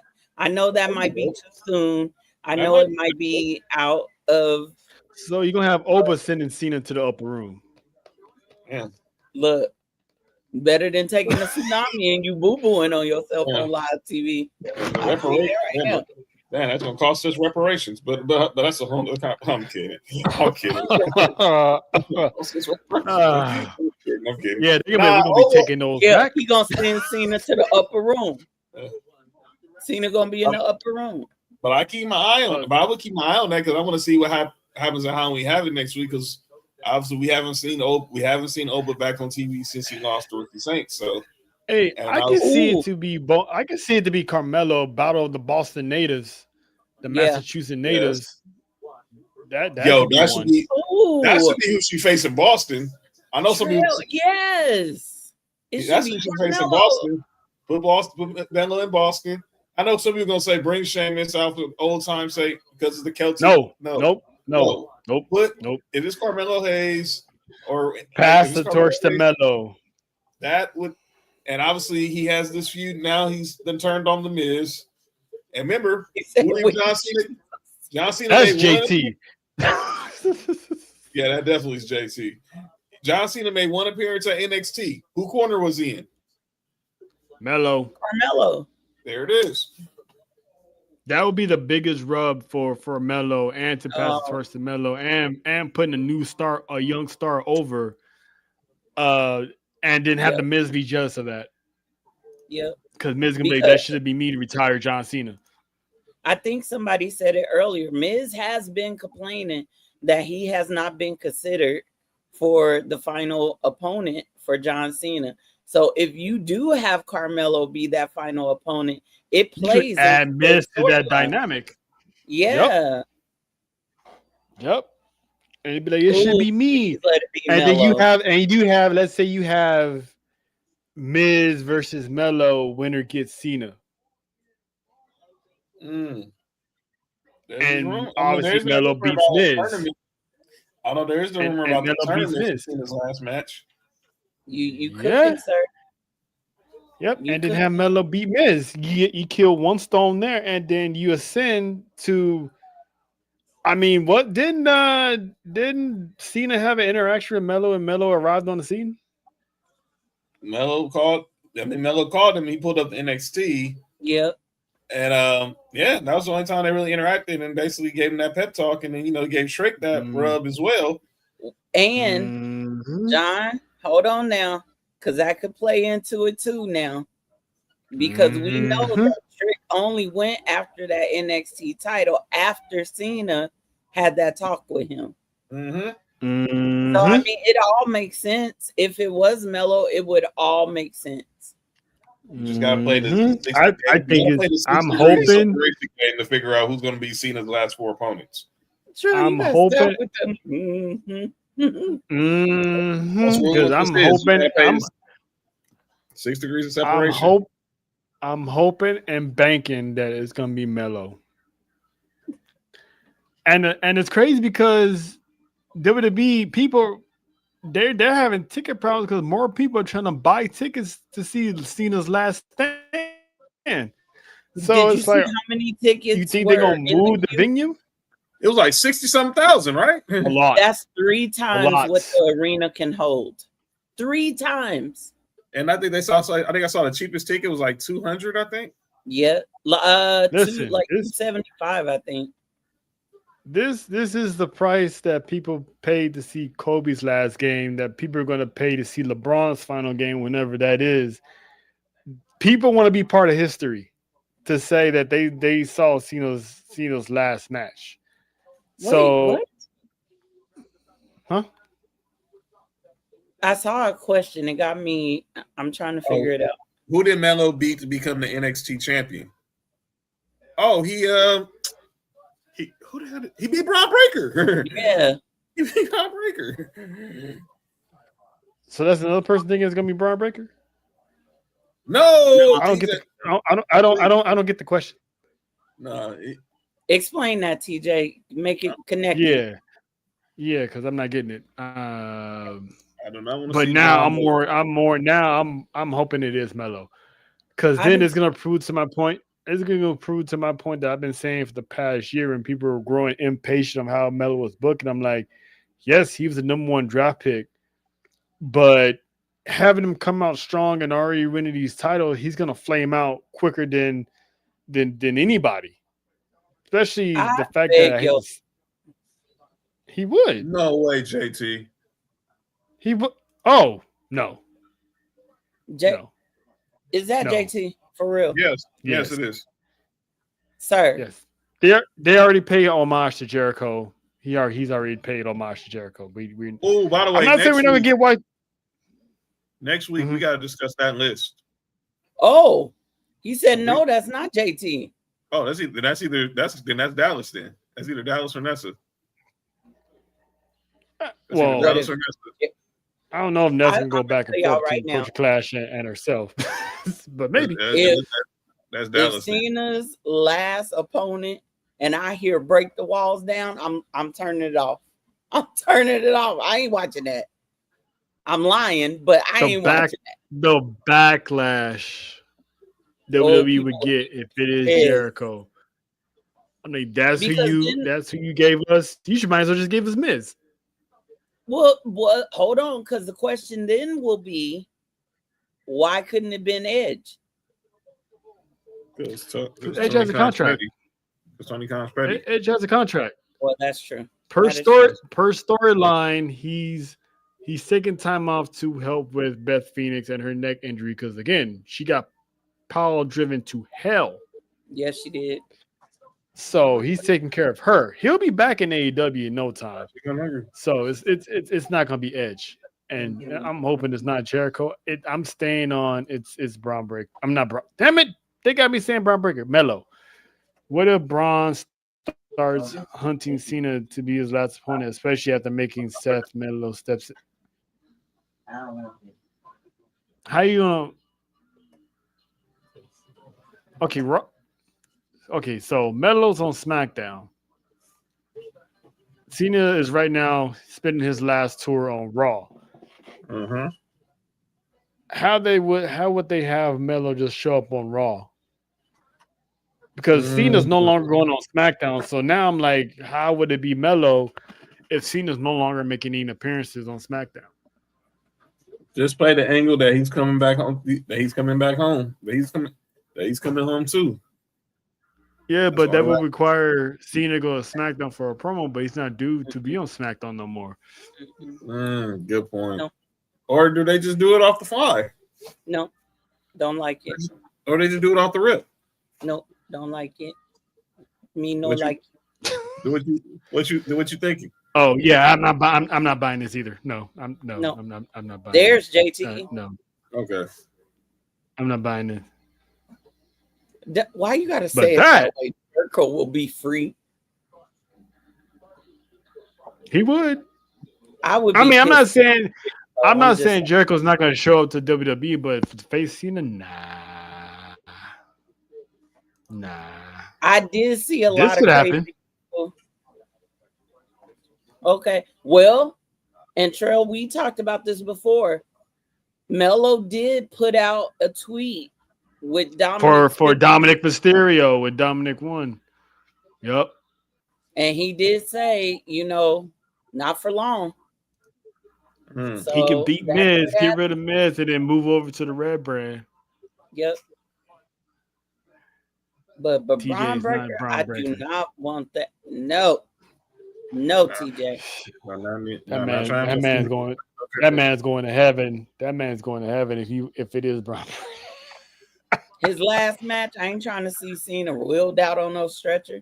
Not me either. I'll be devastated. But yeah, that's not gonna happen. But then we also had. Sorry. Oh, you did see what?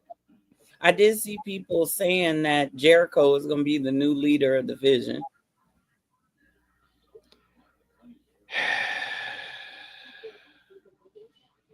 Then what's the point of Braun Breaker saying he's the leader? Thank you. Yeah, come on, people. Be better. I'm kind of tired of Jericho being in factions. Jericho old. He old. Listen. I'm tired of Jericho being in factions, and why are you gonna have Braun Breaker talk about he's the leader if Jericho's gonna show up and be the leader? Do you want to see Chris Jericho put his shirt off? I don't.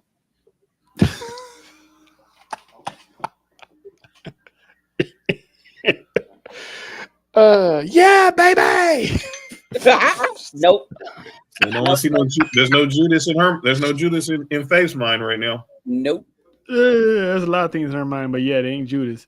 You don't want to get in this head. I'm trying to tell you. Hey yo. His head is diabolical over here. I'm just saying. Oh boy.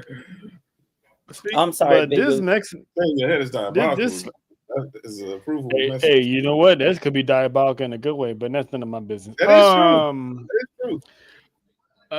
Like he said. But this match kind of almost gave Cena and AJ a run for its money, and that is the men's crown jewel between Cody and Seth Rollins. This match itself cooked because there was a story within this that, Cody was 3-0 against Seth Rollins.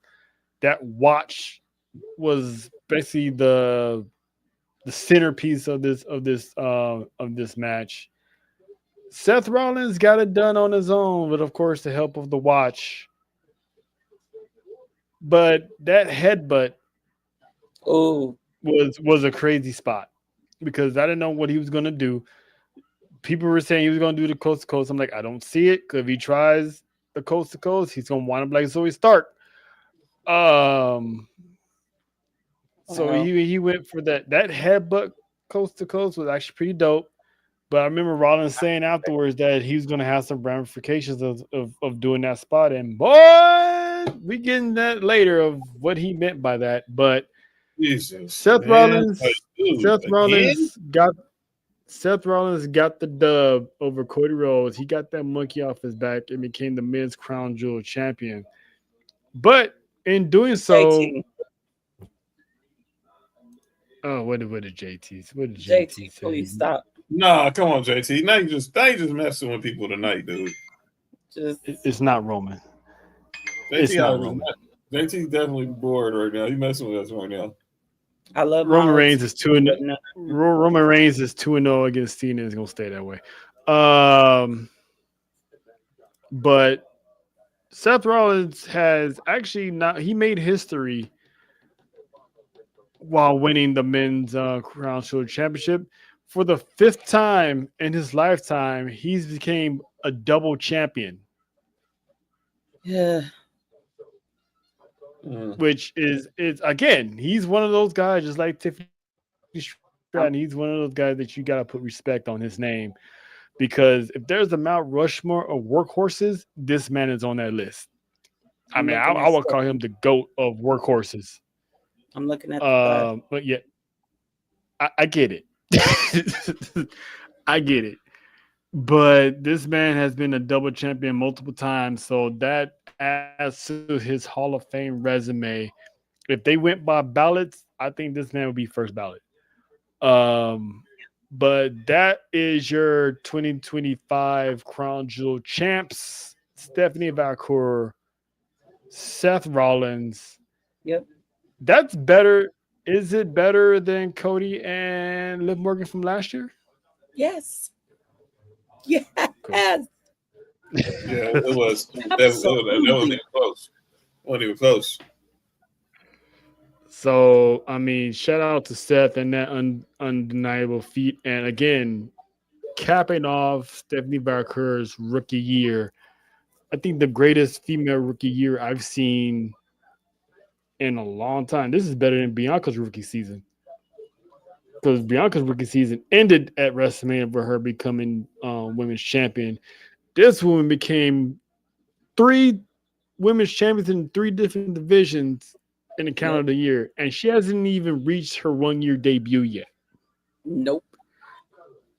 This is on That's your path wife. to rival. Yes, she has the same rookie year that Kurt Angle's had. He was Intercontinental Champion, European Champion, and became WWE WWF Champion. I think within the calendar year, or maybe he Yep. went over a little bit. I don't remember, but that's never been done since. And yes, me too. I do miss the guilty Bianca Belair, That- because Don't worry, she'll be back. I know it. I know it. until she actually comes out, and this is all unless WWE puts this to bed and puts it on the rug, and it never and act like we never happened. The girl's not beating those allegations until she's been proven innocent. In a sense, She's not beating Yeah, those allegations. we She's all not. want guilty Bianca back. We all want her back. yeah. So Yes. y'all so diabolical. Listen, hey, Mhm. it is what it is. But we wasn't done. Faith, John, the weekend wasn't over No, it wasn't. because speaking of Boston, Boston had a little event, and that was obviously they had Bound for Glory, and I'm gonna go over 2 matches that pretty much were the highlight and the main focus on Yep. this. Yup. This is true. Faith said that Cena and AJ Styles was match of the night. Not so fast, my Oh, friend. Here we go. Not so fast, my friend. Was it match of I the walked weekend into it. because Leon This Slater defended his X Division championship against the young Goji Javon Evans in a banger. And when I say banger, this was a banger. These 2 kids ball. Oh my I god. mean, this Oh is my another one that had a standing ovation before they even locked horns because everybody knew what was going to happen. And they was giving them praises now because they was in for something. I mean, they was little brother each other with the fake pretend slaps or whatever. They was listen, Lena, you can spike wherever you want. Guilty until proven innocent. as Stone Cold Steve No. Austin will always say. So, but yeah, this match cooked, John, and I like how Leon was challenging Javon to do a chop off, and Javon was just setting it up. He's like, I got you, and it hits him with a cutter. This match was everywhere, and I loved it. And then not only did they cook, this match cooked so good that it ended in a double count out. The fans were screaming, "Let them fight! 5 more minutes." I was Santino screaming. comes out. Was like, "We gonna run this 5 more minutes." I'm like, "Bet." That match was about to kick off in a banger, and then of course the lights went out, and the YNs themselves, Dark State, spoiled the plans, took both of them out. Me personally, I like how that ended because that's how it's supposed to end because we're guaranteed to get another match between these two down the road. But to have them throw this match out because of interference, I mean, some people didn't like it.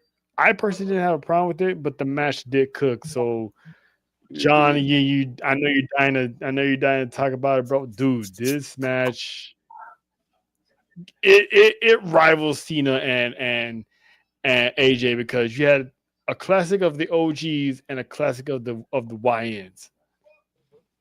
Dude, do you know what I was doing at 21 years old? Do we need to know that publicly? I was just about to ask. Yes, it's okay. It's nothing graphic. I was in school and I was working part-time at Target at 21. Shut up, Target. These dudes was putting on 5-star matches on the biggest stage in a big market. Imagine that. Look, last week, Faith, I had Javon Evans as my We Acknowledge. Just a simple fact based off, his match was coming off the match with Sammy. He made his debut in pro wrestling at 13, wearing the luchador mask, to the Jay Malachi stint in AEW, to when he got the NXT at 20, and to making his first match on national TV on SmackDown at 21. Leon Slater clearly is the embodiment of the Hardy Boys. You can't tell me that if I was to find out that Leon Slater is literally Jeff Hardy's son, I would not have been I would not be surprised. But these young boys cooked with hot grease. It don't even make no sense how great of a match this was. And I agree with Trail. I was glad it ended in a count out at first because I didn't want to see a loser. And then here comes Dark State, which clearly shows that this isn't far from over with these two. So we're gonna get these two dudes running it back. First, Leon Slater got to take care of his boss's future son-in-law on Tuesday, but then we can get this classic back, and it got to be on a big PLE stage, man. It ain't even close. I'm done, man. 21 years old, putting on pretty much a match you could probably say was match of the year. 21, two young brothers, one from the UK, one from North Kakalaka, putting on probably the match of the year. They both did the Spider-Man point. I don't know if y'all caught that. They both did the Spider-Man point. They pointed at each other. They are for real Spider-Man memes. It's like TNA and WWE literally had one version of the other. Like they literally had their own YN, and both of them were cooking. Faith, what'd you think of this match? Well, now that I done put my foot in my mouth, it happens, and y'all let me walk right into that. I'm still gonna say Cena and AJ were match of the night for Crown Jewel. Now, TNA, this was my first time actually watching their events. I've seen highlights, kind of caught bits and pieces, but first off, amazing through and through. This match, though, match of the year contender. I Mm, I have to. mm. When Devon hit that cutter, no, the RKO into a cutter, Mm. I was almost up out my seat. If my knee was She not was. braced, I would have got up. That was insane. That match, That could It be like was. an ultimate heel move. You could tell that dude grew up watching as a fan of Randy Orton. right?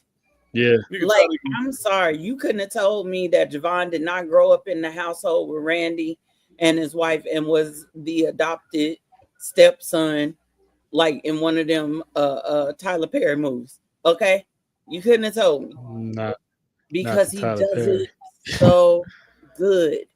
But effort. Yeah. this match gave me drama. It gave me edge of my seat. It gave me what's coming next. It gave me the wow factor. It pissed me off a little bit.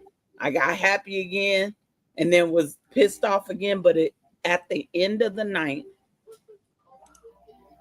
it had me thirsting for more. I got to see them two young brothers cut up again. That's gonna happen. Yeah. Me too. Me too. Because you saw Javon's face when Stacks got that match against Leon. He had to look like no. Well, hold up. Right, He was not happy that right. he's gonna want that rematch, and to see them get all happy and joking with each other when they was but they had that conversation with the Hardy Boys. It's like, man, this is dope. It's like you just met a new homie. Like y'all like scrapped it out just for fun. No beef, Yep. and they scrapped it out for fun. And they kids, man. They homies. It's like they're living a dream that no normal 20-something-year-old would be living right now, especially of our color. I hope that So doesn't happen. See, I don't think they recruit Javon. I think Javon calls the shots. If that was to happen. Javon a boss. Javon, don't call me young OG. When you you an OG of anything, you don't take orders from people. You give out the orders. Mhm. yeah, I honestly don't see them. I don't see him joining Darkseid. I think Yeah, if I would ever give him an actual leader, I still would have Trick. I do too. That's a But good one. these two are gonna run it back, and I got them running it back on an NXT show. Because you got Halloween Havoc coming up, and then Yep, I'm pretty sure you got November coming up as well. I'm pretty sure they're gonna have some type of show in November or of course. December. But those two They're going to will the run it garden. back They're going to again. the garden. They're going to the garden tonight after Cena's last garden appearance. I would love to see them run it back and get a definitive winner once and for all. Because those two was Perfect. magic. Perfect. Now I got Lives in a the garden. question. I got a question for the chat. John, you had all day to think about it. Um, Faith, I'm gonna ask you, Mhm. who had match of the weekend? The youngins or the OGs? That is not fair. I know, right? And I done had 8 hours to think about this. Try being at my desk, and he walks up to me asking me this. I'm like, dude, you really? This is what we on right now? He asked me this. Trail, you diabolical. Let me think. Okay. Boy, I'm Let thinking me about let it. me let me let me Jeopardy music. answer. Oh, I don't even have that video here. Dang it. Okay, never mind. Play Becky. Play Becky. Just I need to think about this because I've been mulling this all day. okay. Match of the weekend. Oh yeah, I do have it. Yeah, I am diabolical because I'm the tribal chief around here. Yeah, you see me, the tribal chief. That's right. Yeah, I had some tribal chief type shit. Oh man, Cena, AJ, Man. the youngins. Damn it, Trail. I'm still gonna give it to the OGs, and I think because I think we're never gonna see a moment like we did with Cena and AJ ever again. But Javon and Leon Slater could have one of those feuds that we're gonna be talking about for the next 10 years, as long as this partnership is going on. And if they are ever in the same company together, we know that with them two are to come, if Javon Evans ended up in TNA, that they would be the new AJ Styles or Christopher Daniels or Amazing Red of the X division. Or if Leon Slater made his way to NXT, they can be that new, a more hyped up version of Kevin Owens, Sami Zayn, or Finn Balor, or shit. I'm going to see the AJ. I'm going to see the AJ. I'm going to Who see you the AJ. guys? Who you guys got in the chat? Lena, TJ, JT, Faith. You figured it out yet? You Okay. Okay, I got it. Let the dollar make a work. Party till I die with my chin up high. Fuck 'em up, fuck 'em back. Oh. I'm gonna go with Cena and AJ. Big Goose had a lot. I do agree. We can see Jovan and Leon again. We're not gonna get the magic that we got. It's the way I see it is like, and I mean this in the most respectful way. Y'all don't be coming for my neck. Okay. It's like Geritol or Jägermeister. Where am I going? Mm-hmm. Good point. Good point.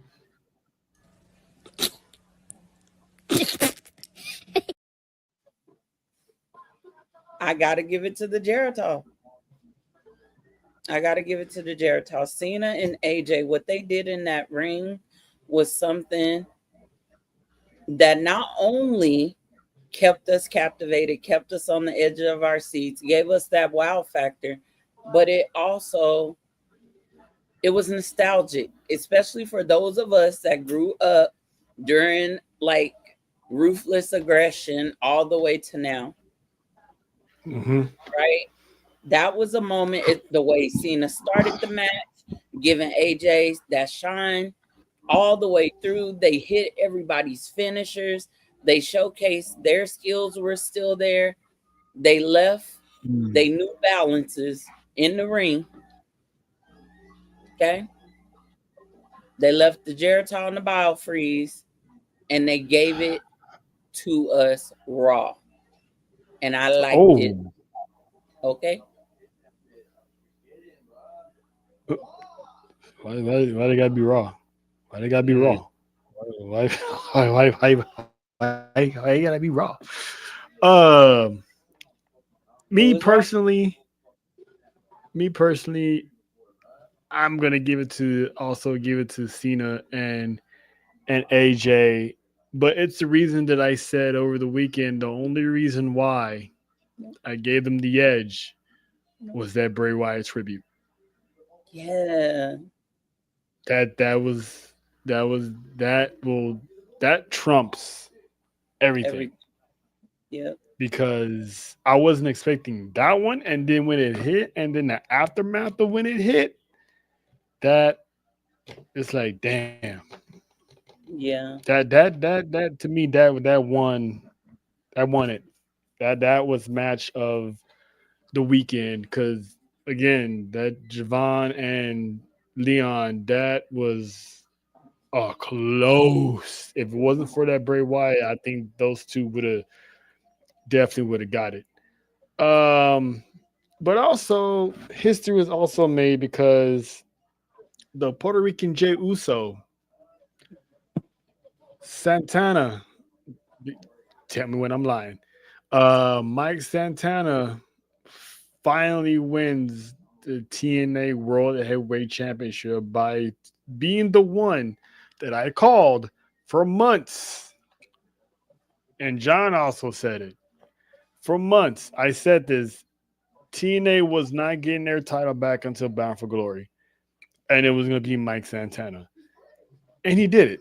The man did it. And it was a beautiful moment because yeah. Yep. He did it for his daughter. And did. John, I already know where you're going because you're a girl dad yourself. So I know that's gonna get you in the fields. But I knew he was winning because the closing sequence of that match, he looked to his baby. And usually, if a man was gonna lose, he would look to his family and be like, "I love you. I gave it all I had, or something like that." And you knew he was going down. He Right. looked at his daughter and was like, "I got you." And don't He looked dismiss at what it. his daughter did either. Oh no, she slapped the bejesus out of Trick Williams and with a smile on her face Yep. while I add to it. She understood the assignment. She was like, "Oh, I'm you think I won't?" But she did. and and she did. And what was cool about it is he presented the title to her. She puts it over her shoulder and she's looking at it and rubbing on it, like, because not a lot of kids see their parents again, especially when they go through, addiction and all that stuff. Yeah. John was one of the lucky ones to, see his father be a better person before he took that step into the afterlife as an adult. Sometimes you lose your family when you're an addict. And the fact that he took upon it himself to like tell his daughter, "Hey, I got an issue. I gotta go take care of this for you, and I'll be back." And he upheld that promise and delivered her the World Heavyweight Championship. That I thought was cool. Yeah. Faith, I'm gonna get your thoughts on it, and I'm gonna save John for last because like I said, him being a girl dad, I know he's gonna have a lot to say about it. So, Faith, your thoughts on seeing Santana finally whoop that trick, so to speak. Um, couple things. And what Dallas? Who's supposed to be scared? Talking about don't make me pull up. Shit. And TJ, you wasn't deceived. You wasn't deceived. He is the Puerto Rican Roman Reigns, but he's also the Puerto Rican Jey Uso. Mhm. This match was such a good match, and I do see, and I think I told you guys when we were watching it, I do see why you compare him to Jey Uso. He's that underdog that connects with the audience. They can see life with him. And so I don't know. I didn't know all the struggles until I did some research after I heard you all talking about it with Mike Santana. But to have his daughter there and the way he brought her in the ring, like I said, the match, amazing, great. But the moment that stood out to me was definitely having his daughter in the ring, handing her the belt, and laying at her feet. And it was almost like he was saying, no matter what, you can stand on daddy. Daddy got you. Mm-hmm. Okay, Bobby got you. That moment meant a lot to a lot of people. I can bet you. I can bet you. For those Mm-hmm. that know Mike Santana's story, his struggles, going through recovery, um, that probably spoke volumes to somebody else out there that is dealing with the same things, fighting the same demons, so to speak, for them to see that he could do it and That's come right. out on top after all the struggles and the battles and everything else. What an Mm-hmm. inspirational way to one, show a father taking care of his daughter and giving his daughter the recognition, but also showcasing that although people said I was this, I'm no longer that, and now I'm a champion. Like he said, he's the chosen one. So I loved everything about it. Yeah. John. First off, congratulations to Mike Santana, the entire Santana family. This was your night. I know everyone wanted it to happen at Slammiversary. His hometown, he had the guy who did his theme music walking him out to the stage because it was a big fight field. It's him. It's Trick Williams. It's Joe Hendry. The stakes are high. It wasn't the time yet. This was the moment. How you go from being a tag team specialist in LAX to going to AEW, being a part of the inner circle with Chris Jericho, then have to get put on a shelf because of injury, from blood and guts, to leaving AEW to head back to TNA as a solo star, fighting demons of alcoholism, which my daddy fought along with drugs, only to sober up, get right, have everyone will have your back, and on the biggest stage, you fulfilled a boyhood dream. You are a world heavyweight champion. Not many people can say that in this business. And you look at the list of names they have who were former world champions in TNA. He joins AJ Styles. He joins Samoa Joe. He joins Sting. He joins Kurt Angle. He joins RVD. He joins Jeff Hardy. You name them. They've all held that gold. And now he's one of them. Moose, Joe Hendry, Nick Nemeth, Mike Santana. And to the point, and the final point, which is the best for me, was talking about his daughter. I lived it. I was that little girl who had a parent dealing with substance abuse. My daddy was a stone cold crackhead the first 20 years of my life. But he got right the final 14 years of the next 14 years, and the final 14 of his. He never picked up a drink, never never hit a pipe ever again. And he had the best relationship with me that any father or son can ever have. And that young girl is going to remember that moment that her dad gave her in that center ring. This ain't about me. It's always been about you. And that's what most parents will always do. So I tell them, it's big. There's things bigger than this business. And you're that thing that's bigger than business. Giving her that moment, she'll always remember. I was in the ring when my daddy won his first world championship. He can win Mike 10 more titles, but that one moment at Bound for Glory will always be remembered from here into the rest of wrestling history. So I'm happy for Mike Santana. I seen the picture of the entire locker room greeting him, and who was in the front? Trick Williams. Trick Williams knew what he did. He understood the assignment. Let's help get TNA back. Let's help get TNA to a spot where people need to recognize them as one of the marquee promotions in this business. It's time to hand it over and let the real soldiers do the work. And that's what Mike Santana's going to do. Yep. So I'm looking forward to seeing the reign of the Boricua badass of Mike Santana and what he brings. Because yeah, like John said, it would have been cool if he won the Slammiversary, but from a triple threat, it wouldn't hit as opposed to at the pay-per-view. Like I said before, this is TNA's WrestleMania of show. This is their key show. So if TNA was going to get something back, it was going to be that championship, and it was going to be there.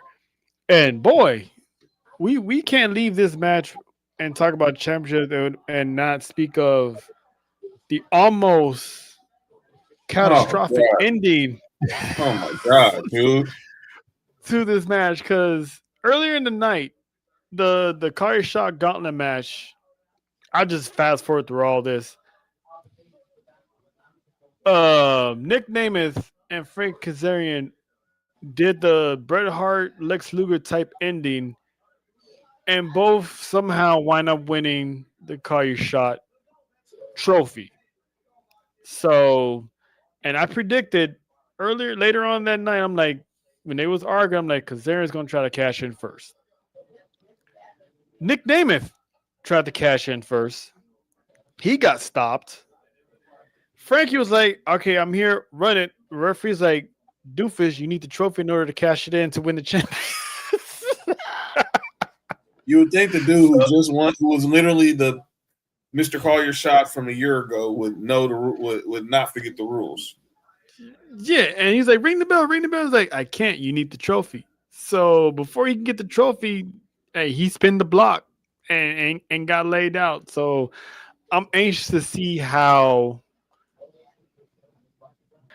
Ain't no telling how long they're gonna let this go on, because the first time Frankie had it for a long time.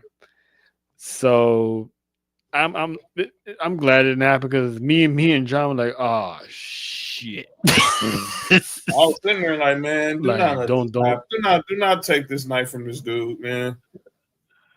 you mean to tell me they had this man win and lose in front of his family? I was like, yo, so that's gonna be interesting. But that was TNA in a nutshell. Shout out to everyone else in the pay-per-view, because the pay-per-view cooked. That was our debut watch along for TNA, and there will be more of those to come. It was And so good. I'm glad Faith got her first experience with TNA, so maybe it'd be something to, because I know Monty she's a TNA head, so it was Yeah, good to have Monty there. So now it having was. ATD covering TNA, because they TNA. all about the TNA, what I'm saying. Yeah, Um, yes. Or Not we only are we about the TNA, we got that TNA. that you do. That you do. And you'll get no judgment here. I'm John Watson. I that's approve what this message. But I that's do what I thank meant. you guys for Hmm. allowing us to be with y'all that night. TNA Bound for Glory was definitely fun. Introduced me to some new match types, some new characters. The zombie dude, I'm cool. I'm cool with zombie. I'm cool. Some Okay. Mance Warner. Yeah. He's usually not that creepy. He's not that zombie. Like he's more of a No, creep than he is. He's more of a creep and dude, a badass. I think he just was feeling dude is the Halloween spirit. No, dude is no. weird. Y'all know I don't do scary movies. I'm sorry. But that kissing and the blood on it, I don't care if it was fake. No, thank you. No, thank you. Oh, and before we finish off, Lena did bring Yes. up a good point. We can't move on without Oh speaking of man, the final match between the Dudleys and that match. the Hardys. That match cooked, and that pretty much spelled the end of the legendary Dudley Boys' career. They took Yep. off their boots and they handed them to the Hardys, saying that that's it. And shout out to Spike Dudley for making an Who would appearance have one thought, last man? time. I was like, when I seen that little bald headed dude come out there looking like a. Anyway, I was like, yo, that's Spike. That was like, you want to talk about Team Geritol. But anyway, um, Stop they it. that match took very, very well care of Devon. Cause we was all wondering how Devon was gonna operate. So Jeff put Yeah. him through a table. I'm like, all right, this is gonna be all Bubba, because Bubba can still carry the match. Yeah, Brother Hunt And was when there. Bubba Brother re- Hunt was and Not when brother Bubba run. realized there. that was his That was his TNA name. TNA. Yeah. So I mean, when Bubba realized the gig was up, he was like, just do it. And they put him through the table, and that was it. That was a cool moment. That was another OGs giving us a good match, and so shout out to the Dudleys for that. But we're gonna move on to Monday. oh boy. Oh Jesus. Let me get my notes. Mm-hmm. I'm ready Good for this. old, good old Monday. You know, Seth Rollins was sitting on top of the world.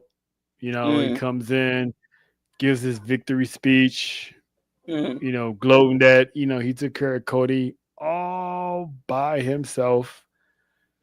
And then there was a triple threat match. The winner would get Seth Rollins in the World Heavyweight Championship. Main event: Jey Uso, LA Knight, yeah, and Yeah. one CM Punk. That match was good. It was great. You know, everyone had their fan favorites, whatever. CM Punk wins, ultimately wins the match. Here comes Seth Rollins in the Vision. Braun Breaker was like a rabid dog that got loose from the house, ran through them and speared Jey Uso to oblivion. Then they beat down LA Knight, and then they beat down CM Punk, Yep. and they stood tall. And I'm like, all right, this wasn't a bad Monday Night Raw. This Monday Night Raw actually cooked. And again, we all woke up at 4:30 in the morning for this show. The show cooked, and we was getting ready to sign off and be like, oh, that was a good show. The 2025 graphic, all rights reserved, blah blah blah, popped up. I'm like, oh, this was it. No, it wasn't. That is a crisis photo. You didn't have to do that. No, it wasn't. Because when this Seth Braun Breaker. Oh, one more time. Run it back. One more time. You sound like you like Marlon Wayans and Don't Be a Menace. Woo, one more time. Oh my God! With So- his heels all out.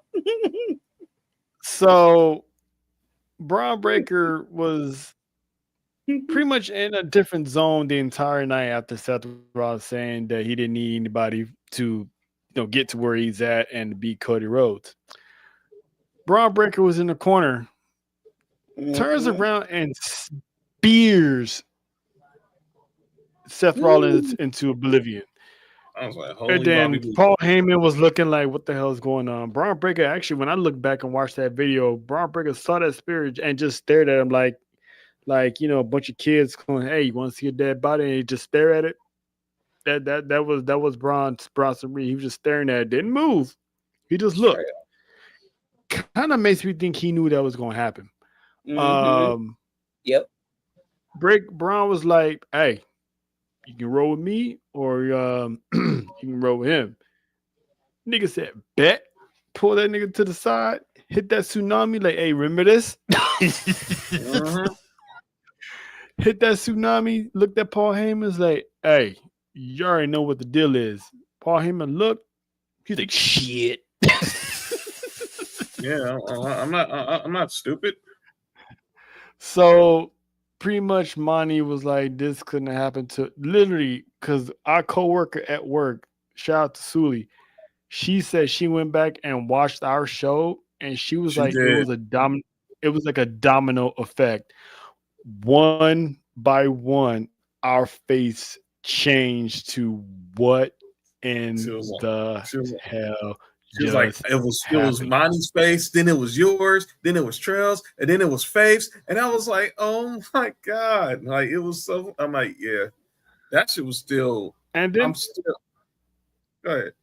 And before we get you guys' thoughts, there was another face that was shocked. She wasn't on our show, but I'm pretty sure she was just shocked as everyone else.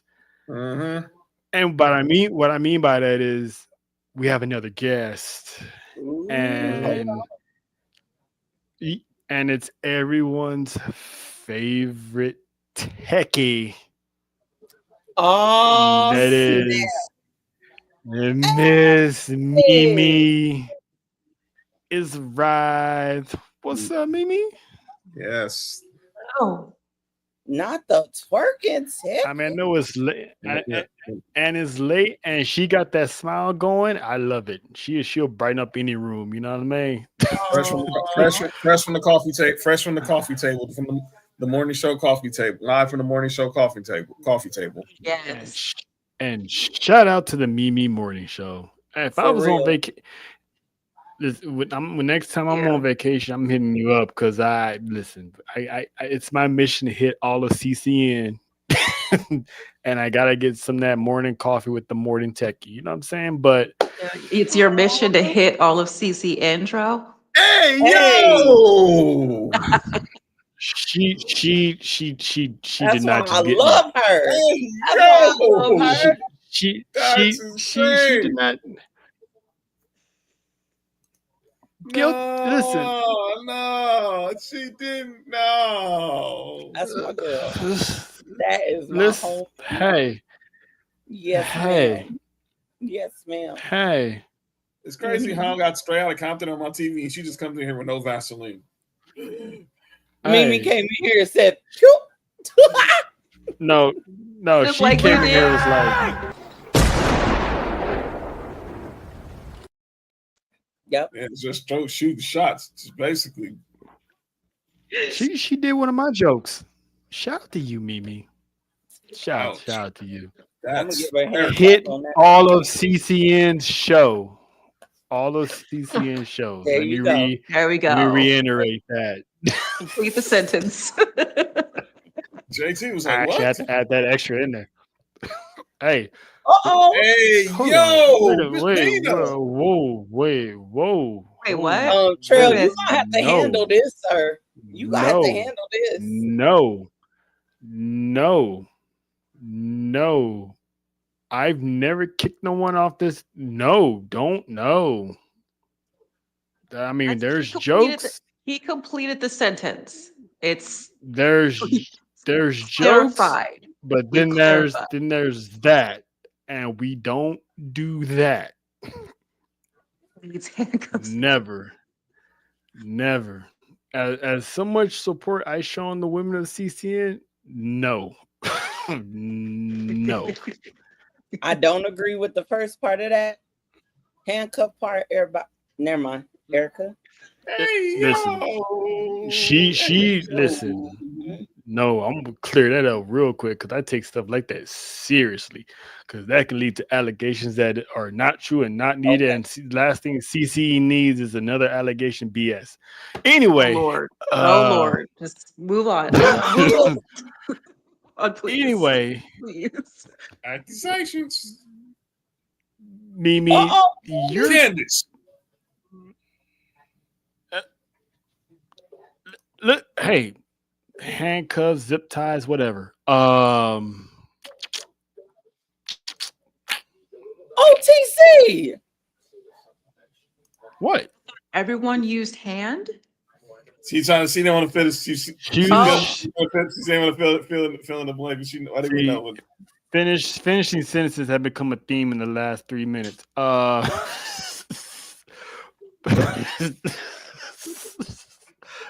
anyway, Mimi, your thoughts on pretty much the last minute swerve of Braun Breaker, pretty much end the vision, kicking Seth Rollins out. I mean, I'm not surprised. Oh, the only thing I'm surprised about was how soon it came. That's the only thing I'm surprised about. Honestly, because Burnt Sienna has been giving him the side eye for a while now. Is wild. No, it's not. I never heard anyone call him Burnt Cena. That is awesome. Burnt Sienna. Yes, the crayon, Burnt his Sienna. tan, and Man, Burnt Cena. it looks like the crayon Burnt Sienna. It's his color. That's one of my favorite colors too. Yeah. That's crazy. Yeah. So I'm just surprised at how quickly it came. But with allegedly his shoulder, like it makes sense. Yeah. Yeah. Yeah. But yeah, I mean it was yeah. Some people thought his arm was It's going to like we swing saw down it. It's like we. It's like we called it. Yeah, like I knew like it was coming, but especially after it was still like what the. it still was, and especially after he won. But at the same time, it actually kind of does make sense after he won, like Crown Jewel 2, because that means he's at the tippity top. Righteous. And what goes up must come down. So Yeah, it's just yeah. That is true. I But would. I'm just It was so now crazy. I'm just looking forward to next Raw. And I what's that gonna look like? I have been saying, and I think Trell and John can back me up on this. I Mm, have been saying for a little while now, just a very recent little while, that Seth was not a heel, that he was a baby face surrounded by heels. I saw the room earlier when you said that. That Okay. makes a lot of sense. mhm, And I keep saying it, and someone asked me, why do you keep saying that? Because of this. A heel, I want y'all to think about Roman mhm, when he was in that golden glove era. Mm-hmm. Okay. A heel mhm. would have seen that coming. A heel would have calculated for that. But what Seth did not see coming is that this was the plan all along. Paul Heyman was never there for Mhm. Seth, ever, not once. Oh no, and I knew that too. Like that's kind of like, I don't know, that's kind of obvious, even for someone like me who's kind of new, like getting back into it. Mhm. You read the room. Like, Paul Heyman. Exactly. Paul Heyman's out for Paul Heyman. And Well, that's and not what I'm saying either. wait, do you mm, think yeah. that he's like, do you think he did that for Roman?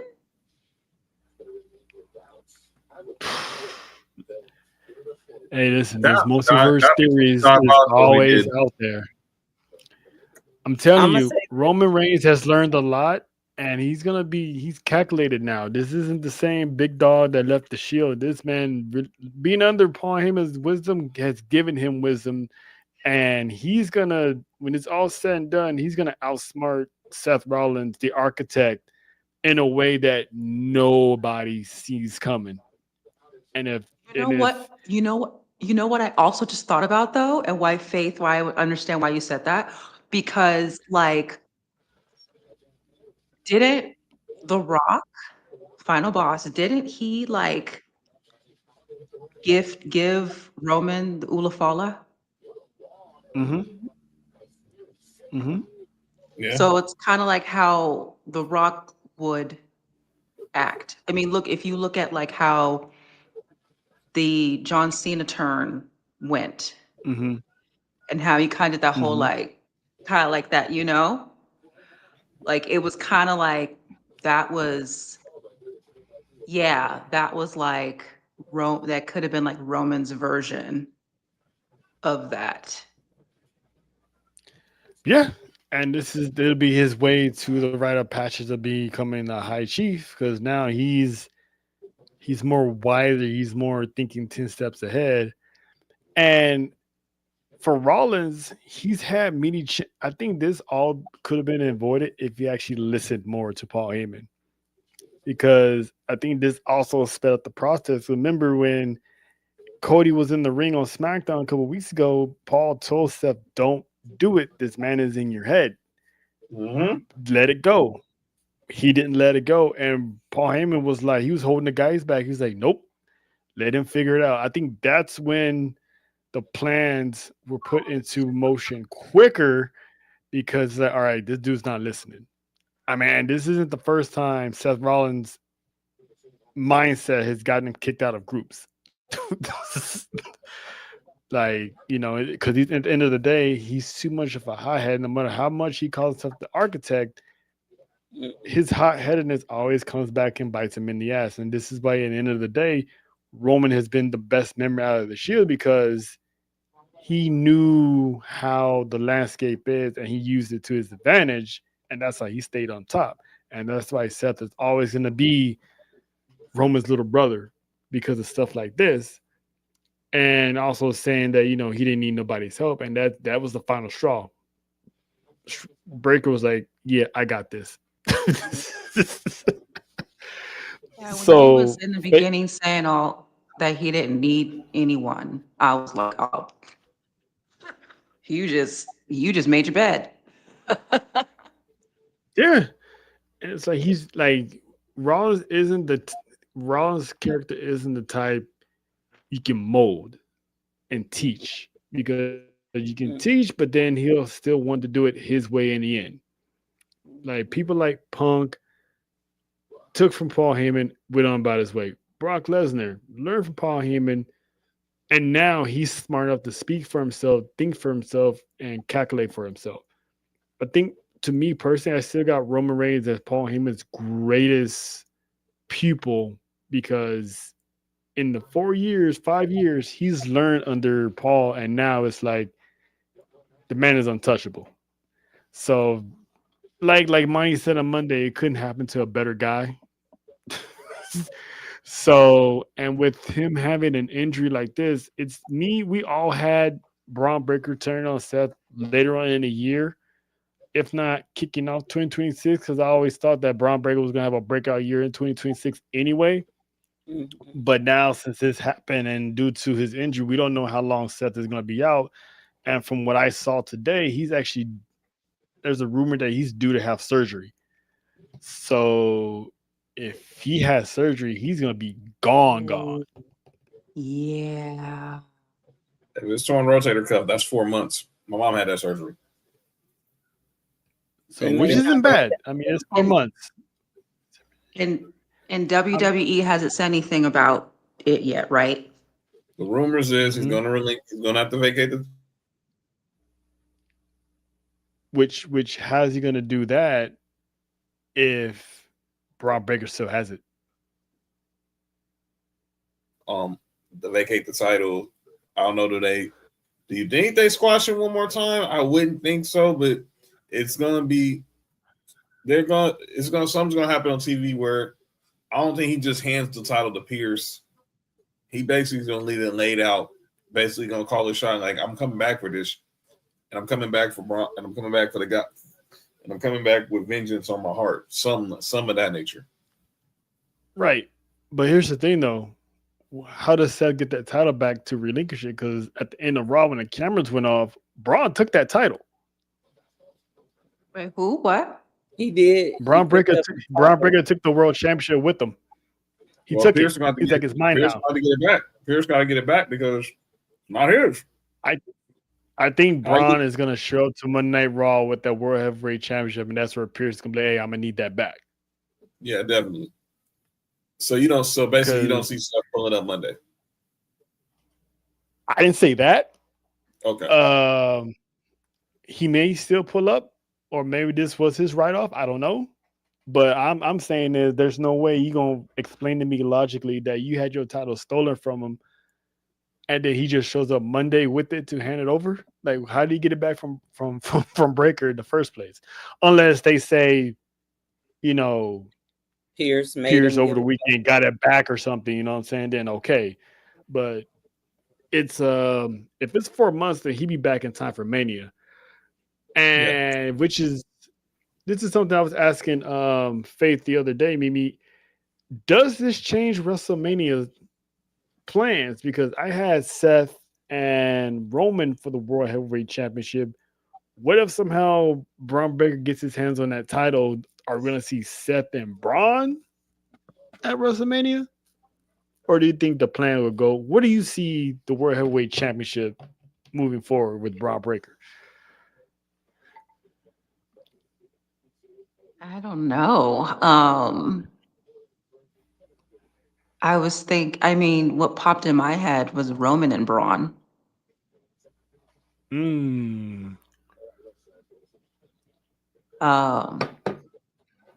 That has to happen at some point. Yeah. It does. And that is a WrestleMania match. It is. It does. So does Roman's... Because I still have Roman walking out World Heavyweight Champion after WrestleMania. So does that, instead of Seth, it's Braun? Because Seth, if it's only 4 months, Seth will be back by Mania. Because Mania is in April. Yeah, I know surgery and recovery can take about 12 months, but I don't think Seth's out. I don't think Seth's done for a year. No. At the most he's out 6 months, which would basically tie him is it right at Mania weekend. But I think he's back. I think he's back for Mania season. So Yeah, this if it's is 6 months, then he's missing it. Right. so if he gets surgery, he can be out for longer. But if he does not get surgery, is there I so mean, he he's can? I mean, no. he could opt to not get surgery, right? The Well, plan, the plan. he was in a sling, and Monday, if you go back and watch him, he was holding. That's why he's wearing that big ass jacket. He was I holding his know. arm. Yeah. Yeah, no, he's got to get surgery on that because whatever he did, he messed it The up really hope bad. 'Cause he was the hope was OTC was that he had a clean break.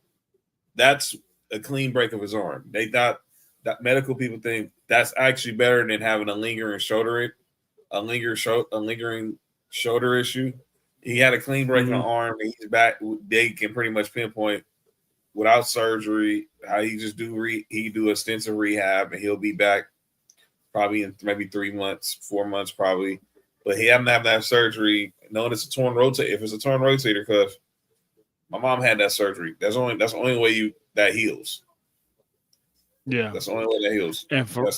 And right now it's just a rumor, so there's no confirmation that he's going for Right. surgery. So it's just a rumor that he might have to do surgery. So I mean, character-wise, we don't like him. We got he's gone, but personally, we hope it's not surgery. But if he needs it, take care of it. Because the man is getting older and he keeps getting these injuries. It's like the man has put the company on his back multiple times. Him and Roman carried the pandemic.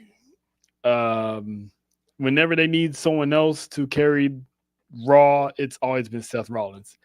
So when the World Heavyweight Championship came back again, Rollins was the first guy to have it. So he's always been that guy. So speedy recovery to that.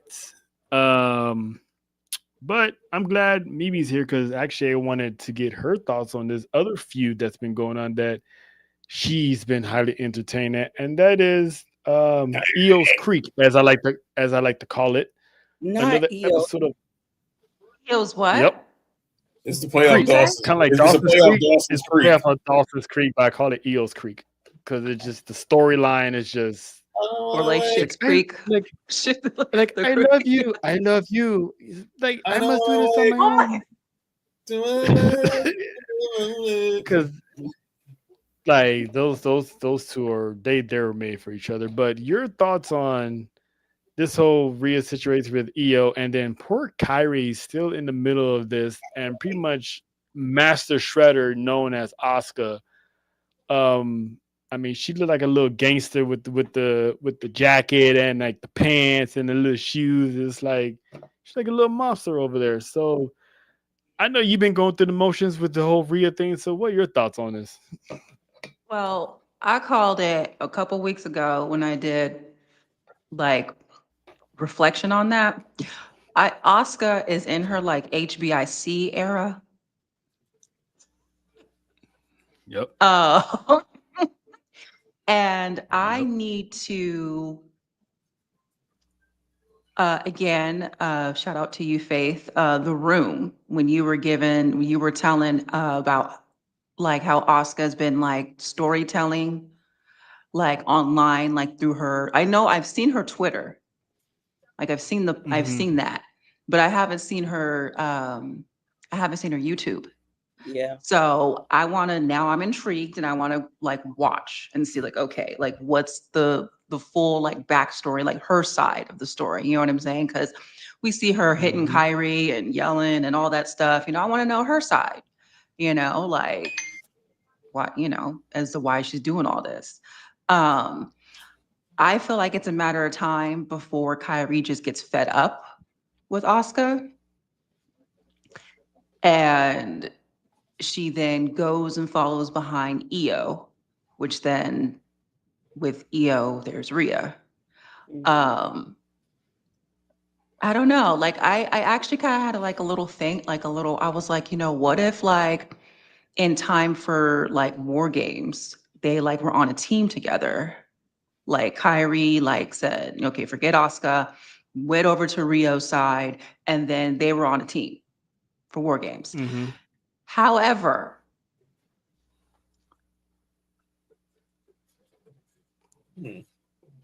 throuples are kind of hard to make work.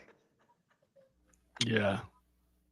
I say that in like a cheeky way, but like seriously, I don't know. A third, mm, I don't know. I also kind of feel like now that I'm thinking about it, I feel like if Kyrie does leave, like turn on Asuka because she's fed up, and then joins Rio, I kind Mm-hmm. of feel like that may be somewhere down the line. It'll be Io and Asuka, and then Rio will be back like on her own again. Like it won't be for long, but I don't think it'll, I mean, I don't know. I don't think it'll be in a bad way. I don't think there'll be any bad blood between them. Ha, bad blood. I don't think there'll be any bad blood, but yeah, that's just my thoughts I kind of on it so got. far. I kind of got. I do agree that eventually Kyrie's gonna get tired of Oscar and probably turn on Oscar. But I got Kyrie going solo. Like she doesn't want to be part of this drama at all.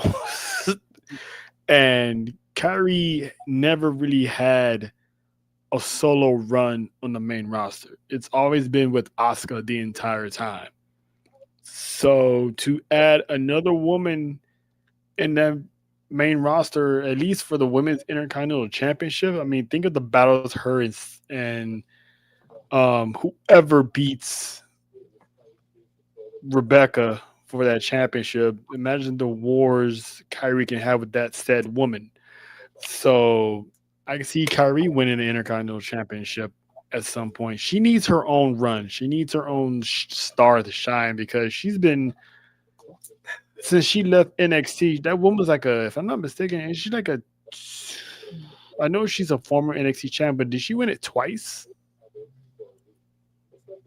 Yeah, I think she won it twice. Because she had Yeah, that war with Shayna Baszler. Yeah. Let me see. I think she's not, she's definitely a former champion. So she has not had that success when she went to the main roster because she was automatically with Asuka. And then she kept getting hurt. Then she left, came back, and she's back with Asuka. So it's always been Asuka. So she needs to go on her own. So I can see her being another person that steps up to the master and shows her that I can do it too. So Yeah. I'm loving that story. That's a good point because actually I remember, I forgot what Raw that was. It was a few weeks ago, but I remember Kyrie was on fire. Like when she was on fire. When she she was like flying out the ring and flying and do all, she was on fire. And I was like, so much so till I think I even posted a tweet. I was like, my flowers go to her. It was like her night. Like I don't know what it was, but she was on it. And then I noticed also too with their tag match at Crown Jewel, like it was more focused on like Kyrie and Io. Mm-hmm. It didn't, I like Asuka didn't really do all like she didn't do the mist. Asuka didn't do as much as I thought she would. Mm-hmm. It was like I think we're all talking about the same kind of like mentioning that in the room as well. Like it was almost like they were kind of like it was like they were kind of like setting the stage and kind of giving them just their time.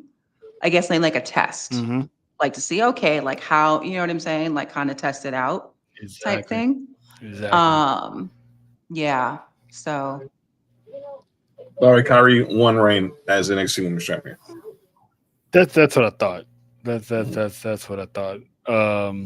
I wasn't sure she had two, but yeah, I know for a fact she definitely had one. But Yeah, that was. I'm looking for. That's like one of the other feuds I'm looking forward. To, I'm enjoying on Monday Night Raw. Monday Night Raw has been cooking as far as these feuds with the whole Bailey and Lyra feud that's going. Then the Yes. whole and then the whole Judgment Day that's going with Dominic. I'm Put his foot eventually in his I'm mouth. waiting for yeah, which is ultimately gonna land him getting kicked out or jumped by fan because now they got to defend the titles that they haven't defended since the summer, which that's Oh, another complaint for another day. Judgment Day has wait. not defended their tag team title since the summertime. What did Lena say? I see a comment, something. I have a I have a Oh, feeling feeling about Rhea, Rhea. and Oh, Io. She said, there might have a feeling Rhea and Io might become tag team champs, and once they lose, Rhea might turn. Why she is needs everyone thinking that Rhea gonna turn on Io? because she needs to because she has never beat EO 1-on-1. And that's still gonna linger in Still her head needs because to prove she somebody's can gonna beat mention it. Io to close it. Yeah, just might. Yeah, I mean, someone someone brought up the idea that Io might turn on Rhea. that was like an idea before before Crown Jewel, and that was when I was like, if Yeah, that happens, I'm crashing out, and that I was still you. hold Okay. that. That was no, because it was on the Mimi Morning Show, and I was going through like my tweets, like the bookmarks, because I Mhm, bookmarked AM newsworthy mhm. stuff, and someone said that, and I was like, okay, where's my camera? If she turns, I will crash out, and I still remain that way. If she turns, I will crash out. Boy, that would be something, though. Yeah, That but I would be mean, oh something. my gosh, if Rhea were to turn on Io, oh my god. I mean, I feel like I what's left told you. for Rhea to do? That's what I Oh said. my god, That's What's I what left would I for Rhea to told just do? Rhea. Rhea needs to go to SmackDown. Oh. It's time. When this whole storyline is over, Rhea needs to go to SmackDown. She needs to dominate over there.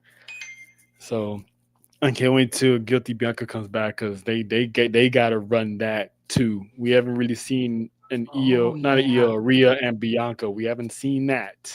Mm-hmm. Mm-hmm. So Yes, give us that, please. Please. Yes. they definitely got to run that. So Mm-hmm. yeah, that pretty much the main points of Monday Night Raw. So before we close out, we always have to do the segment with news, rumors, and injuries and stuff like that. So I started with Samoa Joe tweeted out, well, not tweeted out. He did an interview and he said once his AEW contract is up, is more likely he's set to retire. And he's not going to tell no one when he's going to retire. He said he's going to do it as a surprise to go out on his own, however he wants to do that. So that's another legend that's basically on a retirement tour, an unofficial retirement tour. So, John, your thoughts on a 20 plus year career of one Joe Sanoa, aka Samoa Joe, aka Sweet Tooth. If you've seen Twisted Metal, you know what I'm talking about. But yeah, a legend that doesn't get talked about much, and a man that could have did a whole lot in WWE if he was actually given the keys. That's one of one. That's gonna be the sad part of that because when Joe came to WWE, I'm going based off everything I saw with him in TNA. I thought this was gonna be a match made in heaven. Give me the Samoa submission machine. Even the guy who started the Nation of Violence. Give me that guy all in on the biggest stage, and we never got it. I mean, we got him at WrestleMania, pretty much squashing Rey Mysterio for the United States title, which he didn't deserve, and then technically Rey didn't deserve that either. I mean, look, Booker T sat Mm, down to do commentary, and he was like, "Man, this is it? Like, I just got here." I mean, so I look at it yeah. as like it's he had a good run professionally. Obviously, he wasn't the best run in WWE. He had a good run in NXT, but obviously, we'll always know him for his days in TNA. His Mhm. AEW's been all right, but Mm. the first thing will always come to mind Samoa Joe will be the early days of TNA, especially when he was an X Division champ and then became the TNA World Champ. Those would be the days I remember Samoa Joe if this is going to truly be his swan song as well. Yep. Faith, your thoughts on your fellow Usman? Um, Malo, he's done well. He's done well. As they say, Malo Lava. Job well done. He's entertained for a long time. He's wrestled for a long time. His time on the Indies is crazy. If you go back and look at some of his matches on YouTube, Samoa Joe has done a lot. Um, it's kind of hitting me in my feels to see him go, because when Bronson said that line about "I'm the Samoan your dad and your uncle should have warned you about," I immediately thought about Samoa Joe. And the reason I thought about him is because when him and Roman were feuding, remember when they were going to do that whole tribal court thing on Raw? Mm-hmm. Um, Samoa Joe kind of said something to that extent, especially when Roman was like, "Hey, y'all, I apologize. I've never seen a Samoan be a coward," or whatever he said. It's Samoa Joe. If you go back and watch that moment, he was like, "Hey, man, fuck you."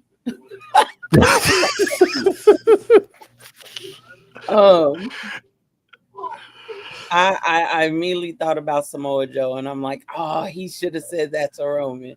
That would have been dope." Yeah. So Yeah. again, Malo Lava to Samoa Joe. I will definitely be seeing his last match. I'm probably gonna cry like a little baby and just sit there and chant Joe, Joe, Joe. Joe. But Hall of So, Famer, no matter what promotion he's in, he needs to be in somebody's Hall of Fame. yeah, that's one of the teammates for sure. Yeah, he Yeah. needs to be He's on the honored. Mount Rushmore. Yeah, that's all I'm gonna say. Cause I'm getting a little. Aww, when it comes to Shout the out. Ooses, that always is. It's always a soft spot for good old Faith. Mimi, you have any thoughts on Samoa Joe? Have you ever seen or any of his matches or anything Oh, of his career? I Oh, girl, you haven't. missed.